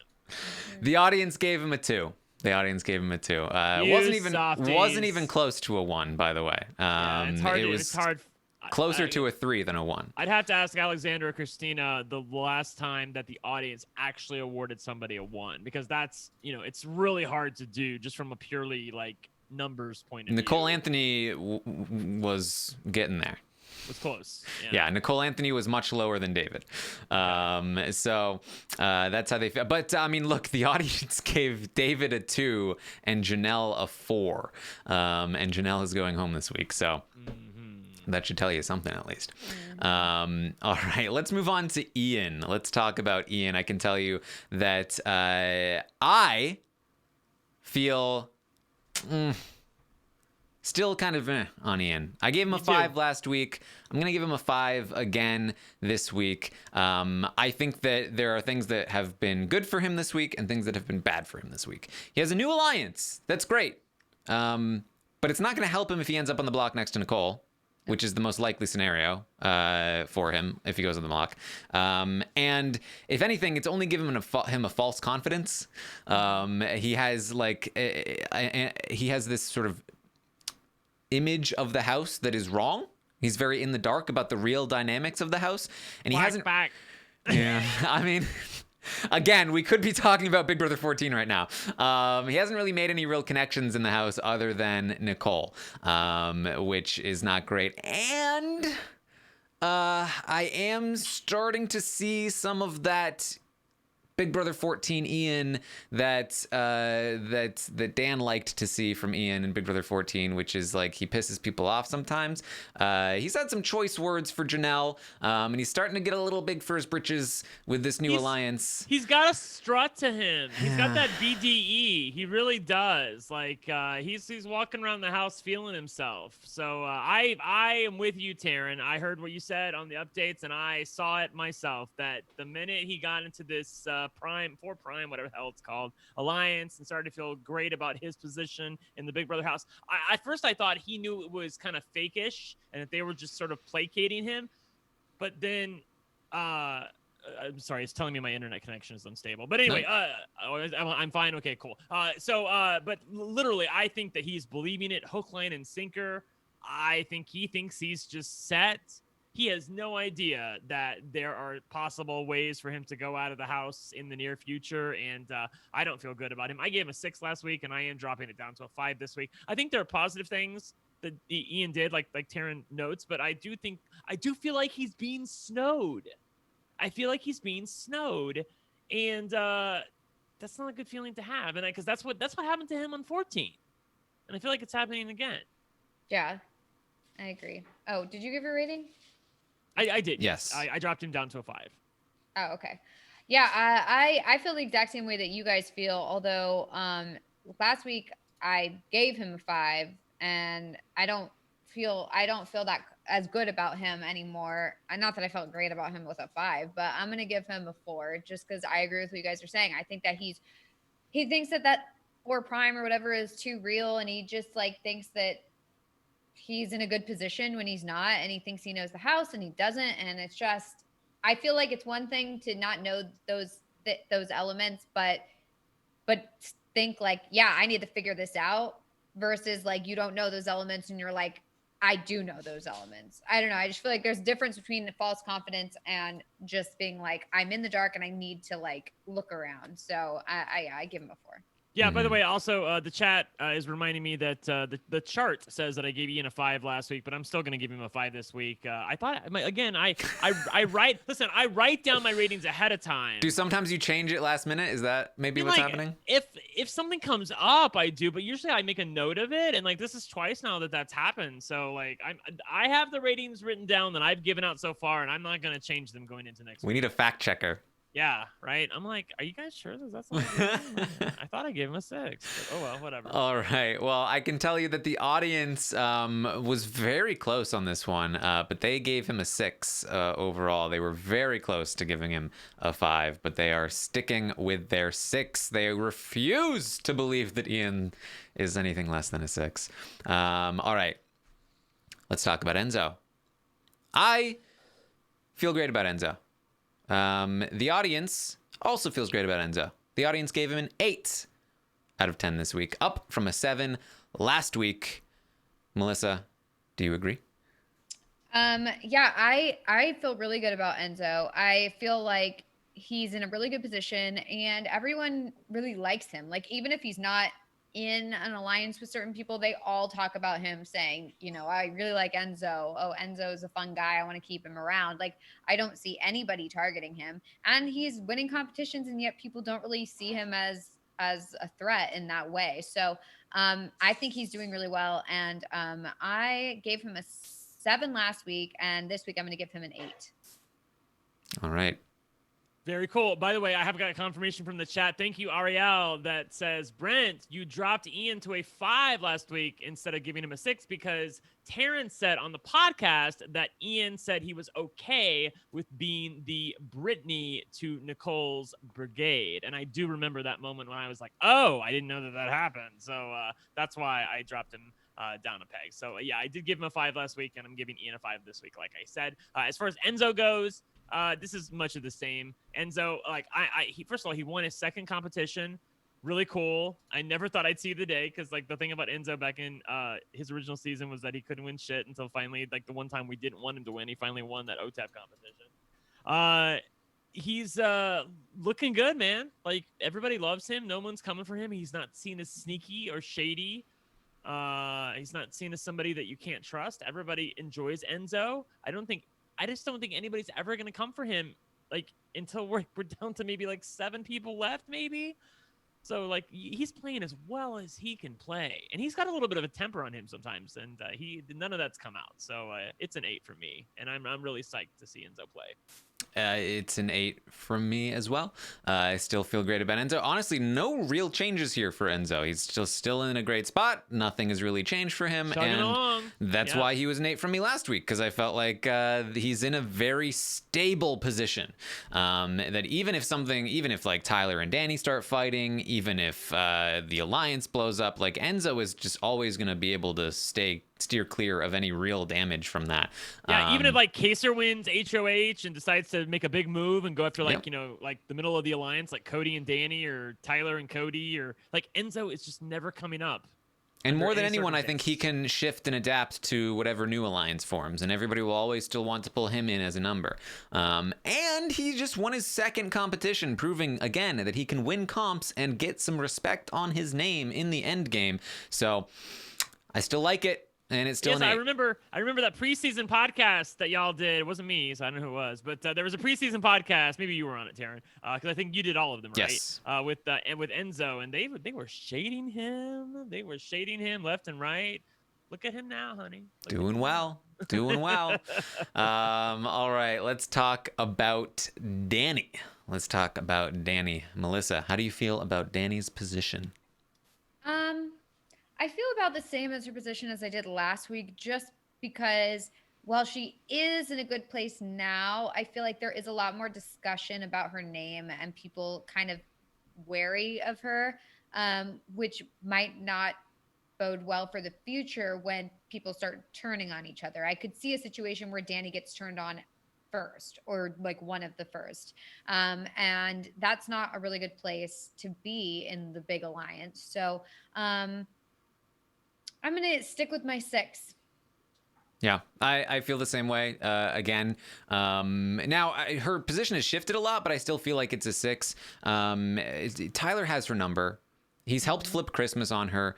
Bailey and Davon are both watching her closely. Kaser just brought her up to Christmas. There's just a lot of danger points that could theoretically put her in the firing line as early as potentially next week, though I think that's unlikely. But she's on a timer.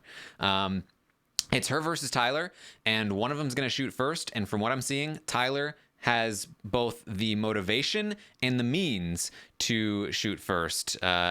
She's talking about Tyler later. Tyler's talking about Dani soon. She's talking about Tyler to people that are like, sure. Tyler's talking to Dani about people like, oh, yeah, definitely. So I'm going to give the edge to Tyler on this potential war, and this is her long-term game. It feels like a coin flip that Tyler just has the edge on her for, and so because of that, it is a 6 from me. The audience also went with a 6. Brent? Let's make it unanimous. I also went with a 6. I echo what you said, and I'm intrigued to see what happens if Dani realizes that she's been played first. Because it's been smooth sailing thus far for Dani Briones. Yeah, not a lot of movement so far on the Sock, which is not surprising because Tyler HOH really helped keep the the status quo, as we talked about in the first portion of the podcast, and so a lot of people are in similar positions to where they were before. Let's talk about, speaking of, Davon. Last week I gave Davon a 4. This week I feel the same. I think that she's in a worse position than she was last week because the clock is ticking. But I also feel like she has a couple more outs this week that she didn't have last week. And that is specifically Tyler. That there's something there. Her relationship with Kevin is like not very helpful to her in any way, and it's been clocked, so like that's not good. She's a likely target for next week. She spent a lot of this week just she calls it observing, which means that she's not speaking, and that's her that getting was not into great. trouble. Yeah. So a lot of negatives, but she's also the kind of player where if she survives, I feel like she can bounce back. And she just has that like respect factor that even though people might not trust her right now, they do respect her and they might be able to be back on board if things shift. So I don't think she's like irretrievable, but it is a 4. It is barely a 4 for me, but I did go with a 4 ultimately. Brent, how do you feel? I mean, I'm going to do something a little controversial, and I'm going to award Davon a 2. I gave her a 3 last week, and she, believe it or not, has played worse this week. I didn't think it was really possible for her to play worse than she played last week, but she's gotten herself into a position where she literally is one of 2 possible people that I think is most likely to go home next week. It's either her or Kaser. I really do think that there's a chance that Davon is the 4th person evicted from Big Brother All-Stars, which it's just unbelievable to me. But there is a non-zero chance that that's going to happen. In fact, I would think that of the people in the house, her and Kaser probably are tied in terms of like a plurality of a chance of it happening. I'd say like, 20% chance for Kaser to go home, 20% for Davon to go home, and maybe like, other percentages for other people all spread out along the way. But a couple things. She's incapable of watching her mouth. She talks too damn much. And as somebody who talks too damn much himself, I understand her plight. But still, you have to be aware of, who you are and know that those are your weaknesses. And also, she, like, just like me, she kind of wears her heart on her sleeve. And if she's irritated with you, you're kind of going to know about it. And if she doesn't trust you, you're kind of going to know about it. She's not great at faking. And a lot of people will stand her on Twitter, as do I, because she keeps it real. But from a game point of view, she has to be able to kiss ass just a little bit more. She's not capable of doing that. So yeah, I'm going to give her 2. Same score as David. I'm sorry, not same score as David. Same one point higher than David, because her position is ghastly. Okay, yes, Taran talks about the fact that Tyler may be the lifesaver for her, but Tyler can't play for HOH next week. And depending on who wins, there's a lot of people in this house that really don't want to get rid of Kaser, that think he's not even somebody to worry about. And if they go after either Bailey or Davon, I think that the cards are going to fall against Davon. I know Nicole is pushing for Bay, but I think everyone else is Davon. So it's a 2 for me. Melissa? Yeah, I would give Day. I'd give Day a 3. So I'm going to be splitting the difference in between you guys. I agree with what both of you guys were saying. I think that there's a situation where she could find her way out of being targeted next week, but at the same time, it does feel like her name is being said a lot. And if people want to choose like a safe option rather than turning inward and maybe like Tyler targeting Deni or, something like that. Like if they want to choose someone who's kind of on the outs, Day's on the outs, and it's easy to make up a reason for why she should go, like I heard she tried to turn me against you, or like she is not trustworthy, or whatever they say, whatever they make up. So it does feel like there is a situation where she goes next week, and I really don't want that to happen, but there is a situation where she goes next week, and it does seem like we've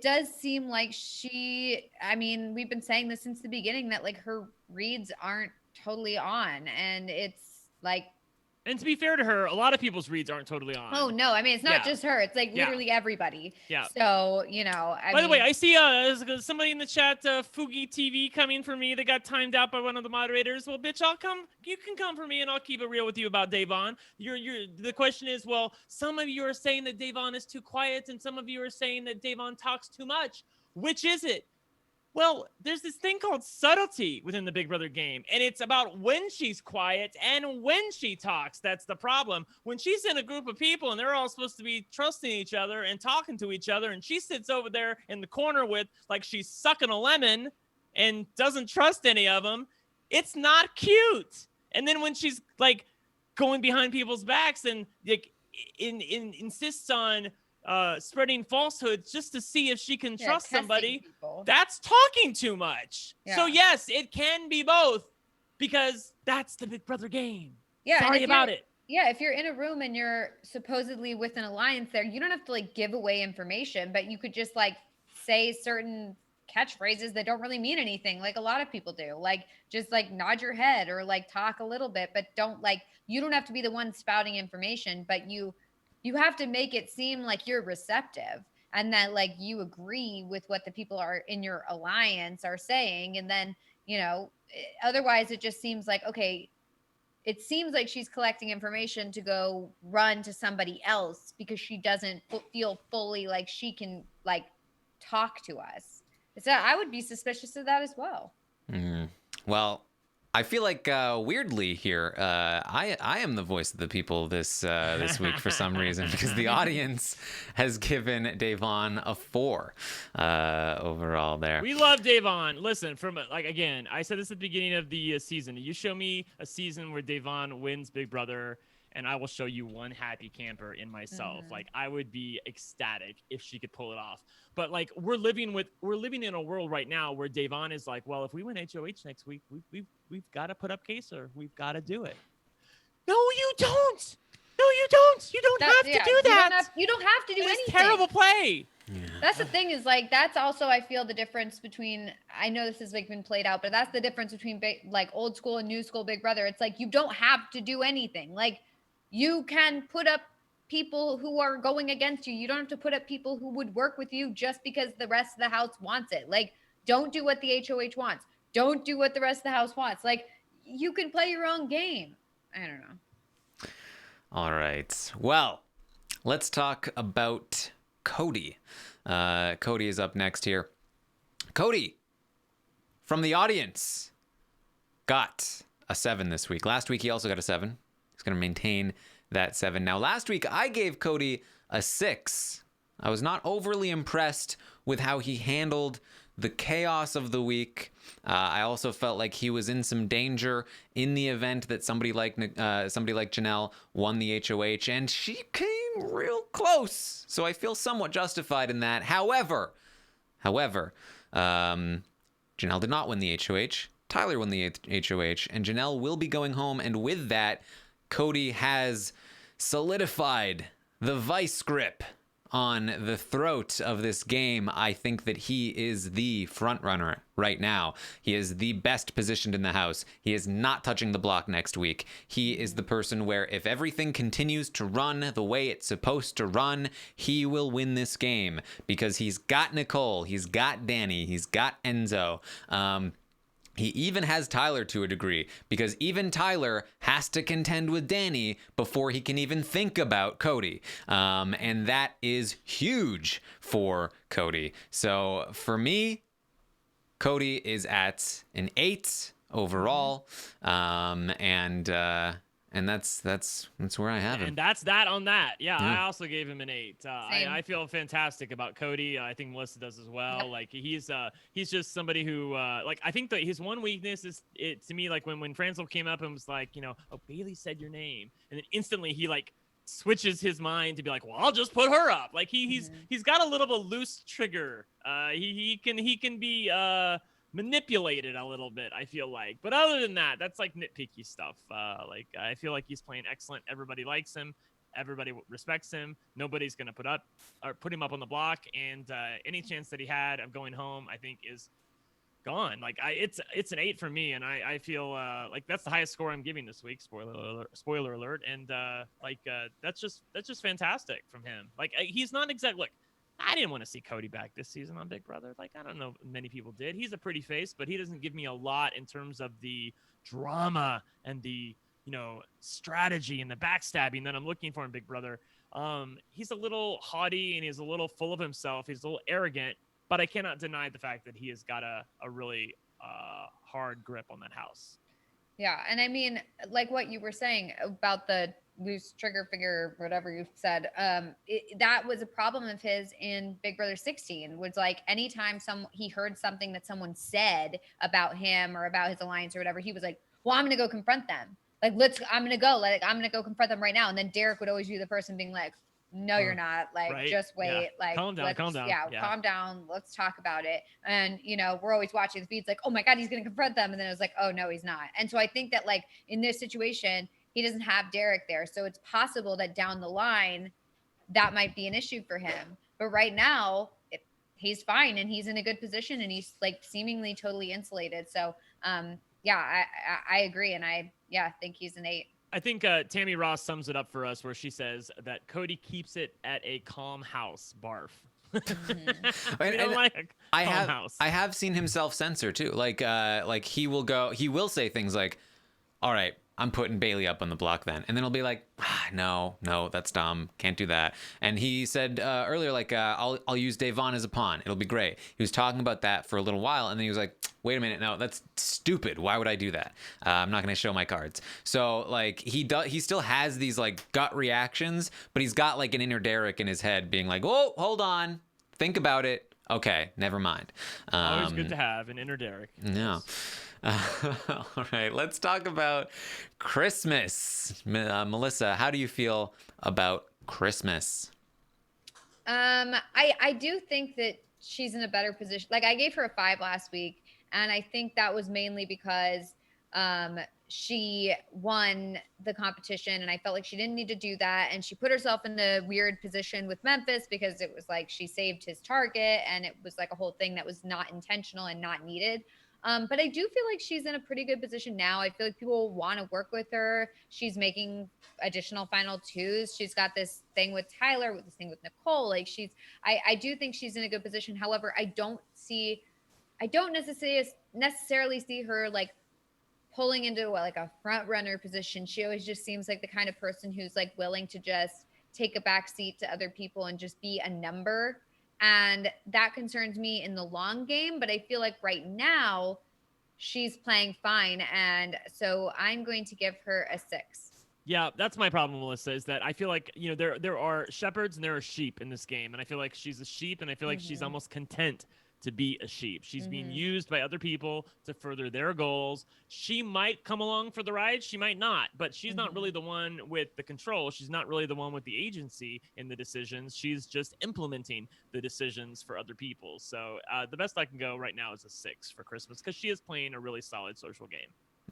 Well, I actually do feel a bit better about Christmas this week than I did last week. And I'll say I almost gave Christmas a 7 last week.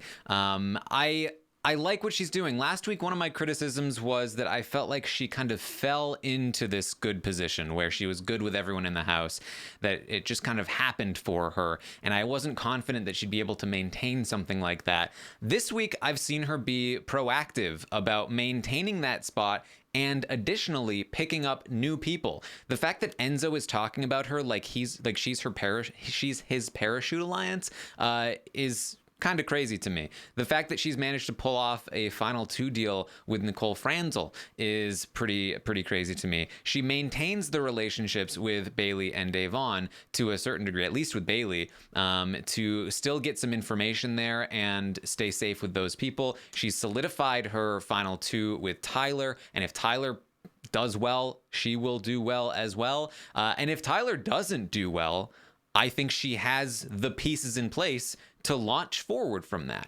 I feel pretty good about this, and I think that like the fact that there are a lot of other people like David and Kevin, and even Nicole Franzel, like other people that I do think she might actually have a shot at winning a jury vote against. Like that's still my biggest concern with her, because I do think that she is going to make it far. It's just a matter of, can she win a jury vote, and I think it's possible. I think it's very possible. Not only can she win a bunch of competitions to make it happen, but I do think that she has a lot of social connections that might make this work. So I did give her a 7, which the audience, again, voice of the audience this week, agrees with me. They moved up from a 6 to a 7 on Christmas this week. So there it is. Christmas at a 7.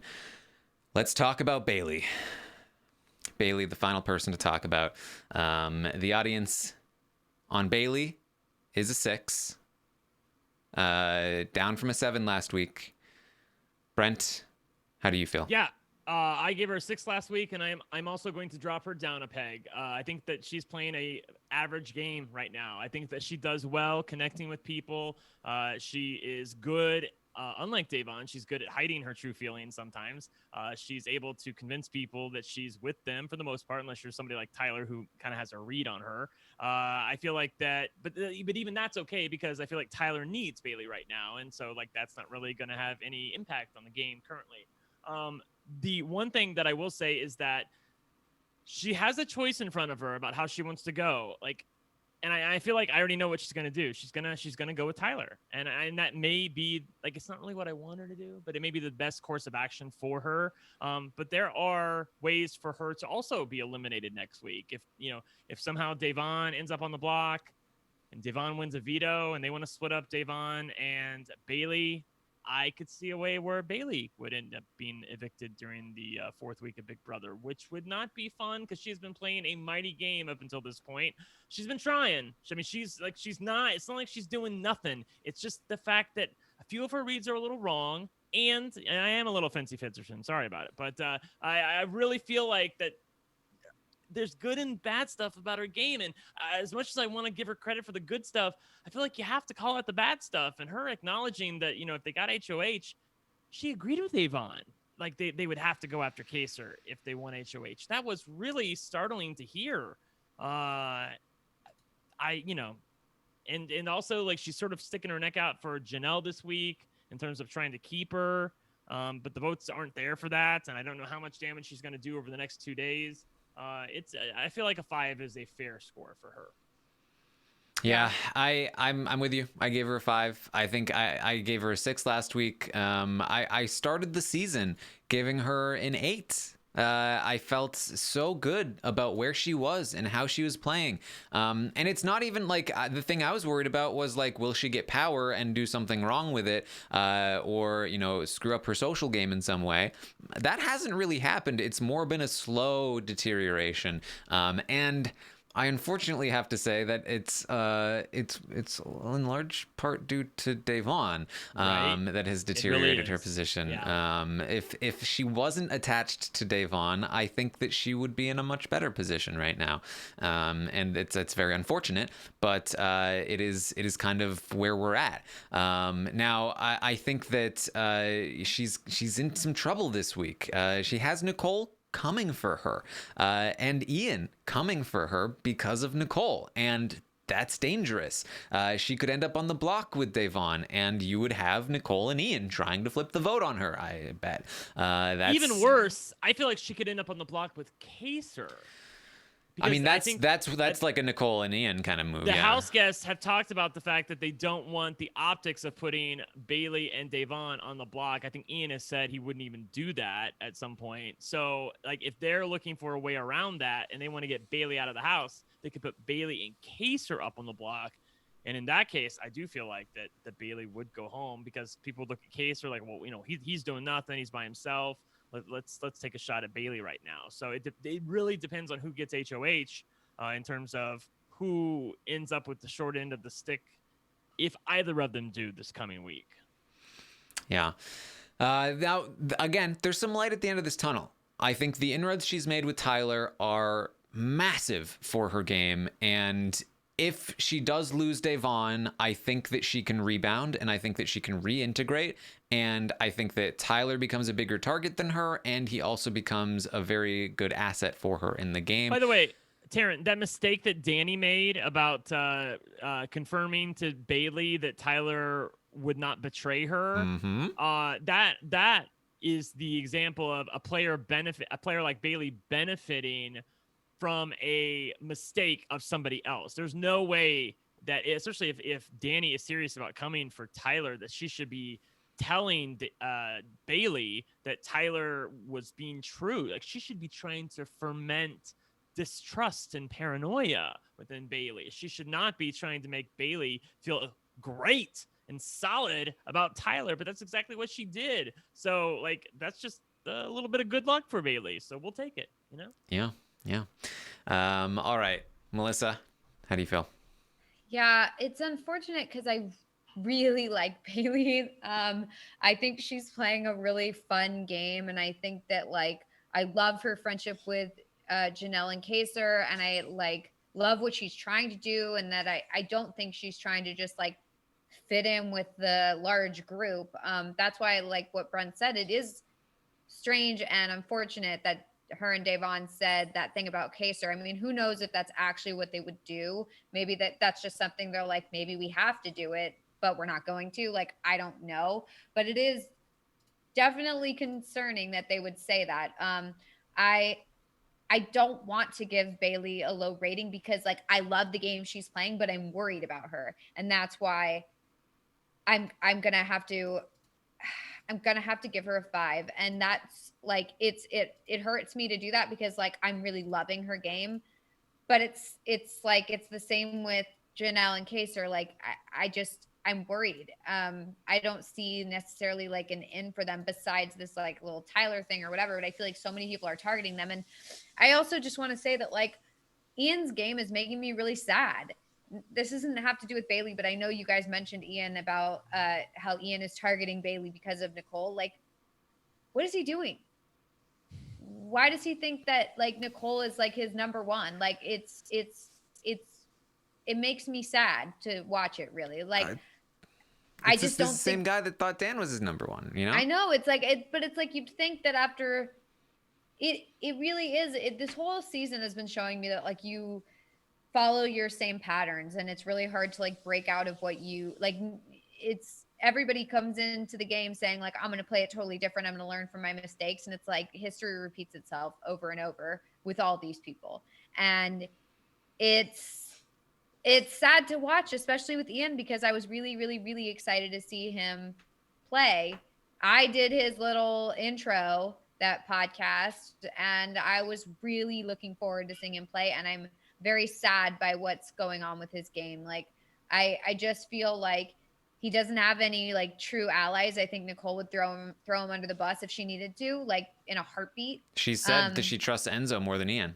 Yeah. Right. And I think that's like, and I feel bad for Ian because I just feel like he has this little like 4 Prime thing and he thinks it's real, and then he like has Nicole and he thinks that's real, and like none of it's real, and it's sad to watch, really, like I have to say. And so I don't know, yeah, it's just and it's scary to me, this thing about Bailey, because remember on her season we had her really, really high, and then it was like a deterioration. And I think the at least for Bailey, it's not because of things she's really doing.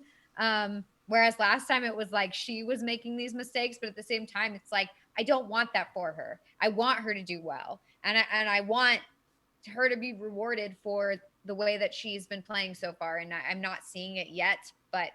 Yeah, I'd agree with that. I think a majority of the things that have gone wrong for Bailey this week specifically are things that were out of her control. I do not believe that most of the things that happened this week against her are things that she really could have impacted if she had tried. There were a couple things. She made a couple mistakes, made a couple jokes. The thing with Nicole about hurting her feelings definitely was blown out of proportion. But also, she gave the opening to Deni to ferment it. Like, Dani's pouring a little gasoline on it, trying to make it a bigger thing than what it was. It's crazy. I mean, have you seen that tweet going around where Nicole literally said the same thing in a tweet? So, like, are we joking about it? Or are we not joking about it? If it's a strategy that Nicole is using to, like, if it's not legit and she's not upset by it and she's using it as a strategy, like to cry about it and be sad about it and make Bailey look bad and find a way to turn people against Bailey, like, good for her. That's great. Like, go for it. But like, if she's legitimately saying that she's upset by it, like, you can't make a joke about yourself and then have someone else repeat that same joke and then you get upset about it and say it's inappropriate or whatever. Like, I don't know. I don't really agree with that. I mean, I think there's a difference between making a joke yourself and like trying to make light of something that might actually hurt you, and hearing it from somebody else in the context of them being pissed off at you. Because like that was Davon was saying she was pissed at you. Like I do think that's a difference. Where it's again like I'm all like Bailey is in the right here, but I don't think that that's like a fair criticism, that particular bit. I think it's fair. And I stand by it. You might make fun of yourself, but like if somebody else is pissed off at you and they make fun of you about something that's like sensitive, like that there's a difference there, you know? I don't know. I feel like it's like it's being too sensitive about it. I don't know. I understand that, like, I understand that she's upset by it, but like I feel like Nicole takes everything so personally and plays very personally, and I feel 100%. like if this is a strategy that she, like, if all of this is a strategy and all this like crying and like this whole Janelle thing, like if it's all for strategy, then I'm like, okay, I totally get it. But if her strategy is emotional, then that's different. Like, I just feel like it's like you're using emotion as a strategy is very different than you having your strategy be that you're emotional. Does that make sense? Mm-hmm. I don't know. I just understand feel where like you're coming from, but I think the truth is probably somewhere in the middle, but that's okay. Yeah, I don't know. I feel like I'm not saying that she has like no right to be sad about something, but I do think that like there's a difference between,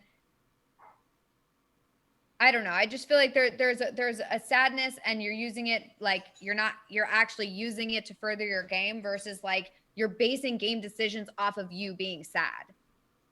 Like if she's targeting, she's targeting Bailey because she's hurt versus she's using that hurt as a reason or as a way to get people to target Bailey because if it's the former, that sucks. If it's the latter, we stand. Right, So- exactly. I think I think that she has emotional reactions and she plays her game based on those emotional reactions. That's my Well, in this context, we hate that because Yeah, like I kind there of was think it's nothing to that. I kind of think it's the other way around. I kind of think that she uses these emotions to garner sympathy and get people to do stuff for her on purpose and get people to target people on purpose. I think the Janelle stuff, like, I think it's all on purpose. I mean, I think that yes, I agree. I think it's on purpose, but I think that they're real emotions that she then uses on purpose to gain sympathy. If that makes sense, I don't think she's faking the crying or anything. You know what I mean? Like, I think she's genuinely a very emotional and fragile person, and she's very like paranoid, and she plays out of fear, and that's like what she does. Personally. I want to believe that it's all just strategy. Like, that's what I want. I just And don't so, think like, that. I don't think that's her. Like, I know. Because I spoke to her after Big Brother 18, and I talked through her game, and every single time she gave me an answer, it was a disappointing answer. It was not that I did this all on purpose. It was that yes, I did have this emotional reaction, and that's why I did this. I don't think that devalues how good she is as a player, but I do think it devalues how I Right. want to see her as, if that makes sense. Right. Yeah, No, it totally. makes sense. I mean, well, because, like, with Vanessa, right? It was like she was using emotions and crying and like all that as her strategy. And I don't think it stemmed necessarily from, like, maybe I'm wrong, but I don't think it stemmed from like a purely emotional place. I think it was like, how do I get this to happen? And I'm going to use my ways. Yeah, I mean, like I feel don't like know. I feel like that they're sort of similar in that they're both sensitive people and they both do use their emotions and the result of those emotions and the sympathy they garner to garner currency and credit in the house and get things done that they want done. And I Yes. feel like that's not outside the realm of possibility for both of them. I do feel like that. Like a lot of people have a short memory, but we didn't like Vanessa either. When Yeah. Vanessa was in the Oh, house, yeah. like we were we were really over her crying, and we also wanted the same thing from Vanessa that we want from Nicole. We want her to own it. Right. We want her to be like, you know what? And she wouldn't. And I think Yeah. that's Because Nicole's biggest thing. I mean, I also think that Vanessa was genuine in those emotions, and I think that this is why I made this comparison early in the season. I think that they play in a very similar way in that they are both very emotional players who have these big emotional. I mean, Vanessa is a paranoid person. She was running around the house saying that Clay was a twin. Like, she had so many crazy theories, and she would just like bawl on people. But she used that to her advantage. I think that Nicole does something similar, in that she has these crazy emotional reactions. But she does then use them in the game. I think that Vanessa is a much smarter strategic player, and she did sometimes do like purely strategic moves, but I don't think she ever faked her emotions. Somebody pointed out in the chat that Melissa, you are prone to like really believing that that women are faking crying. For instance, when you thought Christy was faking her crying last season. I guess it's just like, I want to believe it. Like, I want to believe that, like, it's all a ruse and it's like, it's purely strategy. Like, that's what I want. Like, otherwise it's like, Oh yeah, I don't know. we don't often would get be more that from fun. women. It would we be really more fun. don't. Like with some men like Derek or Dan or Will, we get like the little winks and stuff, and we get the stuff from the diary room with them laughing at people like, I see what I pulled over on those people. Like, we never get that from yeah, I somebody mean, like you get Nicole. like Dan's funeral when he's like pretending to be really emotional to everybody, and then is like, did I go crazy? No. And it's like, that's what I'm hoping we see from these girls who are crying, rather than just like, oh, it's just a girl who's crying. It's like, yeah, we get that all the time, girls crying. Like, I'm with I you. cry all I'm the with you. time. I would love it, and I wish that Vanessa was that too, because I think she's one of the closest people to it, right? For me, like, something that really confirmed The Amazing Race, and like Nicole was this way on The Amazing Race too. Like, she had these freakouts. She would cry to Victor. She cries at the drop of a hat. Yeah. Like, it's kind of crazy. I will say this though, just to be totally fair, like, I know that's very easy for I'll just say me specifically, for me to sit on the outside and be like, why can't Vanessa and Nicole why can't they own their shit more? And why can't they just go in the diary room and say, you know what, I did that shit and I loved it. You know, like, I don't know if y'all know this, but misogyny is very real on social media. And even though we personally would love it, there may be a lot of people, like the Facebook people, for instance, the Joker's Updates people, who may actually prefer this version of Nicole rather than the Nicole that we're asking for. So it might be something where she's protecting herself by not admitting that also it's totally a scam. Even in the episode when she like called out Janelle or whatever, like called out Janelle. Right, and then in the diary room, like I want to see her be like, yeah, like Janelle has been talking crap about me, so I'm gonna like show her that I don't care, whatever. But instead she's like, oh my God, did I just say that? I just said whatever came into my mind. It's like, okay, no, you didn't just say whatever came into your mind. You just like said it. Oh no, you spewed it out. Oh no. Like, no, you meant to say it and then you regretted it. So like just own it and say that like that you wanted to call Janelle out. And I think that is on purpose. I think that is intentional. Like the sort of like oops, I was a little bit shady. I didn't mean to be. Like no. She does that a lot, and I think that I do think that is on purpose. Right. And I agree with Brent. I think that there is an aspect of this that is needing to maintain her image, which is a good image. Sweet country girl. It exactly. is to the casual audience, to the Coco Caliente listeners. I mean, like I said, she's one of the more successful social media influencers to come from Big Brother, and it's it's annoying to us. It's annoying to me. Yes. Yeah. Yeah. No, but I see what you're saying. Although to be fair, like my mom is a casual viewer, and she's like, ugh, Nicole Franzel. My mom is a like, casual too, and she's like, not a fan. Yeah, my mom loves Janelle and Kaser and is like not on board with Nicole Franzel. So yeah. I mean, hey, it's always bad to go against Janelle and Kaser. All right, so that's the Stock Watch. That's what we have for the week. We have a couple of other bonus questions to go through here. I asked you how you rated the episodes this week. 5.7 out of 10. So this is a drop from the previous week. People not super big on the episodes this week. How would you rate the feeds this week? A 5.1 out of 10. A drop from the 7.2 last week. And then the season as a whole, last week was a 7. This week, a 5.6. People feel like this is the week where everything has just gone to hell. Yeah, hell in a handbasket. Yep. Well, we agree, so. Yeah. So, I asked you to rank the players from your favorite to your least favorites. And you guys put, surprise, surprise, Janelle at the top, followed by Kaser, and then Tyler in third place, supplanting Ian.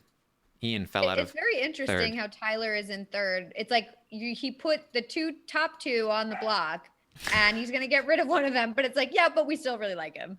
It's impressive, I guess. Yeah, it is. It's honestly like it's literally getting rid of the fan favorite. Yeah, within the house, like Tyler has become more tolerable. Like a lot of like how you're received on some of these shows is often about who you're up against. And the fact of the matter is that right now, Tyler is a little outmatched on the game board by some other people. And thus he becomes a little bit more rootable to people like myself, because I'm like, oh, he doesn't just have a magic carpet rolled out for him like he did last time. Like he's gonna have to contend for this a little bit harder. So it's all about the people that you're playing with and the circumstances under which the game happens. Yeah.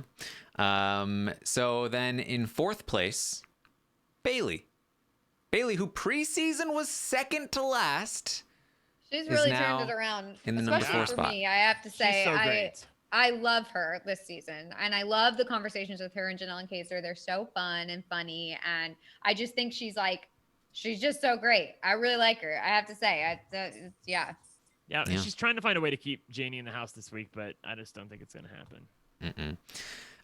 Then in fifth is Ian, followed by Enzo, then Davon, Cody, Deni, Christmas, Memphis, Nicole, Kevin, and at the very bottom this week, David. I believe it.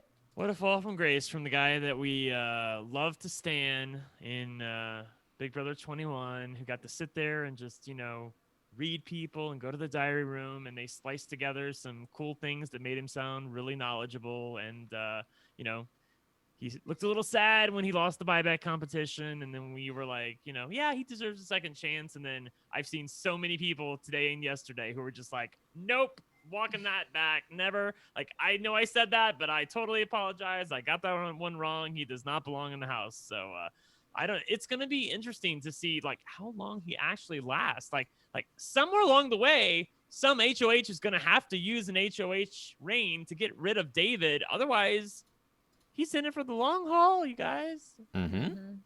Yeah. Great. So then I asked, who should Tyler have targeted this week for his game? What was his best move? And with 43% of the vote, Janelle is the top choice. They agree with Tyler's decision. Second place, 23% of the vote, Deni. Yeah. There's a portion of the audience that thinks he should have gone after Deni. We talked about this briefly. I disagree with that. Melissa, what do you think? Janelle or Deni? What was the right move? I don't think you should be going after Janelle, but I'm also very biased. So, I mean, I wanted to see Tyler, Janelle, Kaser, Bailey, Davon, and David at that point work together. And I just feel like, I don't know. I just feel like there could have been something really great. And instead, I feel like Tyler is just like a number on the other side and of the big alliance, I guess. There isn't really a side anymore. It's just he's a number of the big alliance, and people in the big alliance are talking about trying to get him out. So I feel like he's not really in a great position, and maybe this could have been a week to change things up, and it's not. All right. So I also asked, now that it's over, how do you feel about the safety suite twist? And final grade, 67 out of 100. It fell back down from last week. It was actually 67 is exactly what it got the first week it was introduced. So it moved up the second week, back down the third week. I think it was kind of a non-entity this week. And so people were like, it was good still, but yeah. Still, one of the best rated twists. Yeah, I will say this though, my one fear is that we're gonna get an interesting HOH on Thursday, but remember, another room is going to open on Thursday. Did you hear the sigh in Taran's voice? Oh my god!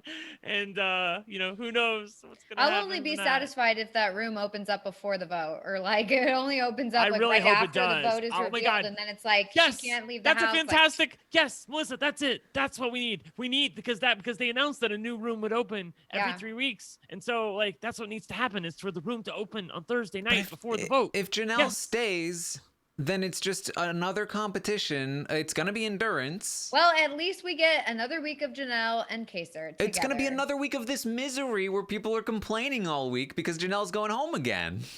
I don't know. I'd prefer her to stay. I'd prefer for them to stay because then it gives them a chance. I feel like at this point, there's no chance. We're just prolonging the most boring portion of the season, which means we're going to speed up the more interesting part of the season. I don't know. Yeah. All right. Well, I asked the audience, who do you want to be evicted this week? Janelle or Kaser? None. 50.6% of the vote. Good job, you guys. Janelle, they would prefer to see evicted. Kaser with 49.4%. See, I don't want to see either of them leave, but I do think it would be interesting to see Kaser play on his own. Just because we haven't seen that. Yes, so he's never been in the house. We've seen Janelle on her own. We've never seen Kaser on his own. So it would be interesting just to see how he plays it. But at the same time, I do feel like Janelle would be amazing to see still in the game. And I feel like, I don't know, it's really tough. I don't want to see either of them go, especially not so soon. But yeah. All right. Finally, who do you want to win HOH next week? 50% of people say Kaser would be their pick, followed by Bailey with 15% of the vote, and then Janelle with 15% of the vote. Kaser, Bailey, and Janelle, if she stays, are the top 3 picks for who they want to win. Unfortunately, Bailey might put Kaser up, so. I don't think she would. All right. I have faith in Bailey. I don't think she'd put Kaser on the block. I don't think that's in her interest at all, literally at all. And if she does, I'll be devastated. Yeah. Okay. And I'll give her a 1.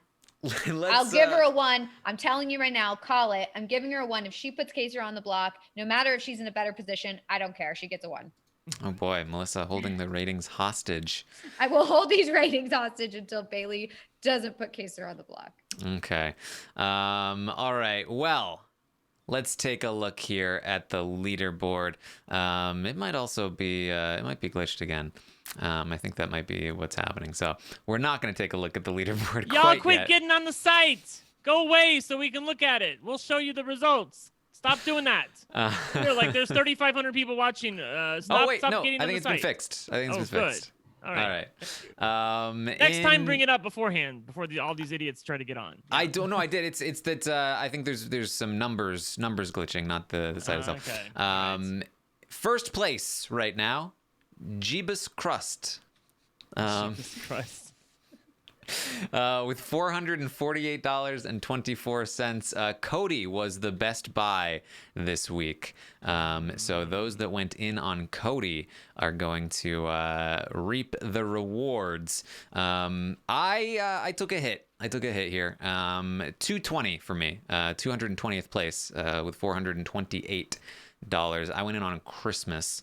Thought it was the safe play. It was the safe play, but didn't do great for me. Brent took a bigger hit. Brent, with $370, has fallen to 1,007th. Out overall. of how many people? How many people are playing? Almost 5,000, I think. See, that's like top 20%. That's Yeah. not terrible. No, that's not terrible. I went all in on Deni, I believe. On Deni, okay. Yes, I went all in on Deni. I thought she was most primed to win a Cold War with Tyler. I felt like she was in great position going into the coming week. I felt like no one was really talking about her. But a lot of people have caught on to her game. Like, she's a little transparent, more so than I really thought she was going to be. Yes. Melissa, ahead of Brent, 540th place. Wow. Hey, that's like top 10%. And Yeah. I have to be honest with you, I forgot to do anything. So it just goes to show that if I don't do anything, I perform better than when I try. Right? So this is bad. $402 for Melissa. She, I guess, kept her holdings I on literally Christmas did nothing. and Tyler. So I was like, wait, when do we like do this? And then I was like, oh, whoops. I was supposed to have already done it. Great. Sorry, you guys. Maybe I'll just keep with that strategy. Just do nothing. And then until one of them leaves, and then I'll change it up. All right. So there you go. That's what we've got. You can go and play at realitystockwatch.com if you want to join in the game, or if you want to check your own stuff here. The market should now be open, I believe, to buy and sell if the website is working. Again, you guys kind of bum rush it during the podcast, so you might need to wait a little bit for the traffic to die down. But the market will be open until 6 p.m. Eastern on Thursday. 6 o'clock, 2 hours before the episode airs. 6 o'clock. It's going to close early. This is your warning. They've been taping the Need to write it evictions. down. Spoilers have been coming out, so we are going to get ahead of it. We did this on Big Brother Canada. Do not go to the website after 6 p.m. Eastern expecting to be able to get your buying and selling in, because you will not be able to. 6 p.m. Eastern on Thursday is when the market closes. Yeah. So keep a lookout for that. Keep a lookout on that before 6 p.m. Eastern on Thursday. I know a lot of people in the chat are telling us that there's an error message on the website. Obviously, it's because the website is being overrun by everybody going to check their scores right now. Just to give it like 10 minutes after this. Oh, now they're podcast. saying it's live? All right, well. Who knows anymore? But still, we're going to keep it at 6 p.m. I don't right? trust them. I don't trust We don't them. trust them. Yeah. Yeah. Just keep it at the same time. I think and 6 then p.m. that is way- fine. Because 6 like p.m. is even because fine. here's the thing, even if it's live this week but then goes back to being taped, I don't want to have to keep changing the time. So it's gonna be 6 until they do a bunch of truly live episodes in a row. Then we might shift it back. But for now, it's gonna be 6 p.m. Eastern, and that's it. That's that. The feeds will be down anyway. There's no point. You don't need any extra time. So that's what it is. All right. That's what we have for you guys. Any final thoughts from you, Brent?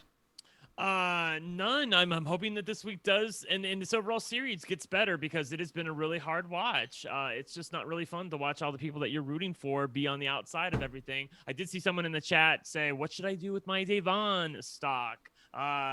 Look, I think that the thing about the website that's really great is that you can look at the projections and see, like, assuming that Devon's rating goes up to, this next week, what would her price be and how much money would you make? It's not as simple as, Devon is relatively low right now because she got a 3 on an average, and, you should hold on to her because she's bound to go up sometime. You have to look a little bit beyond that and look at the projections on the site.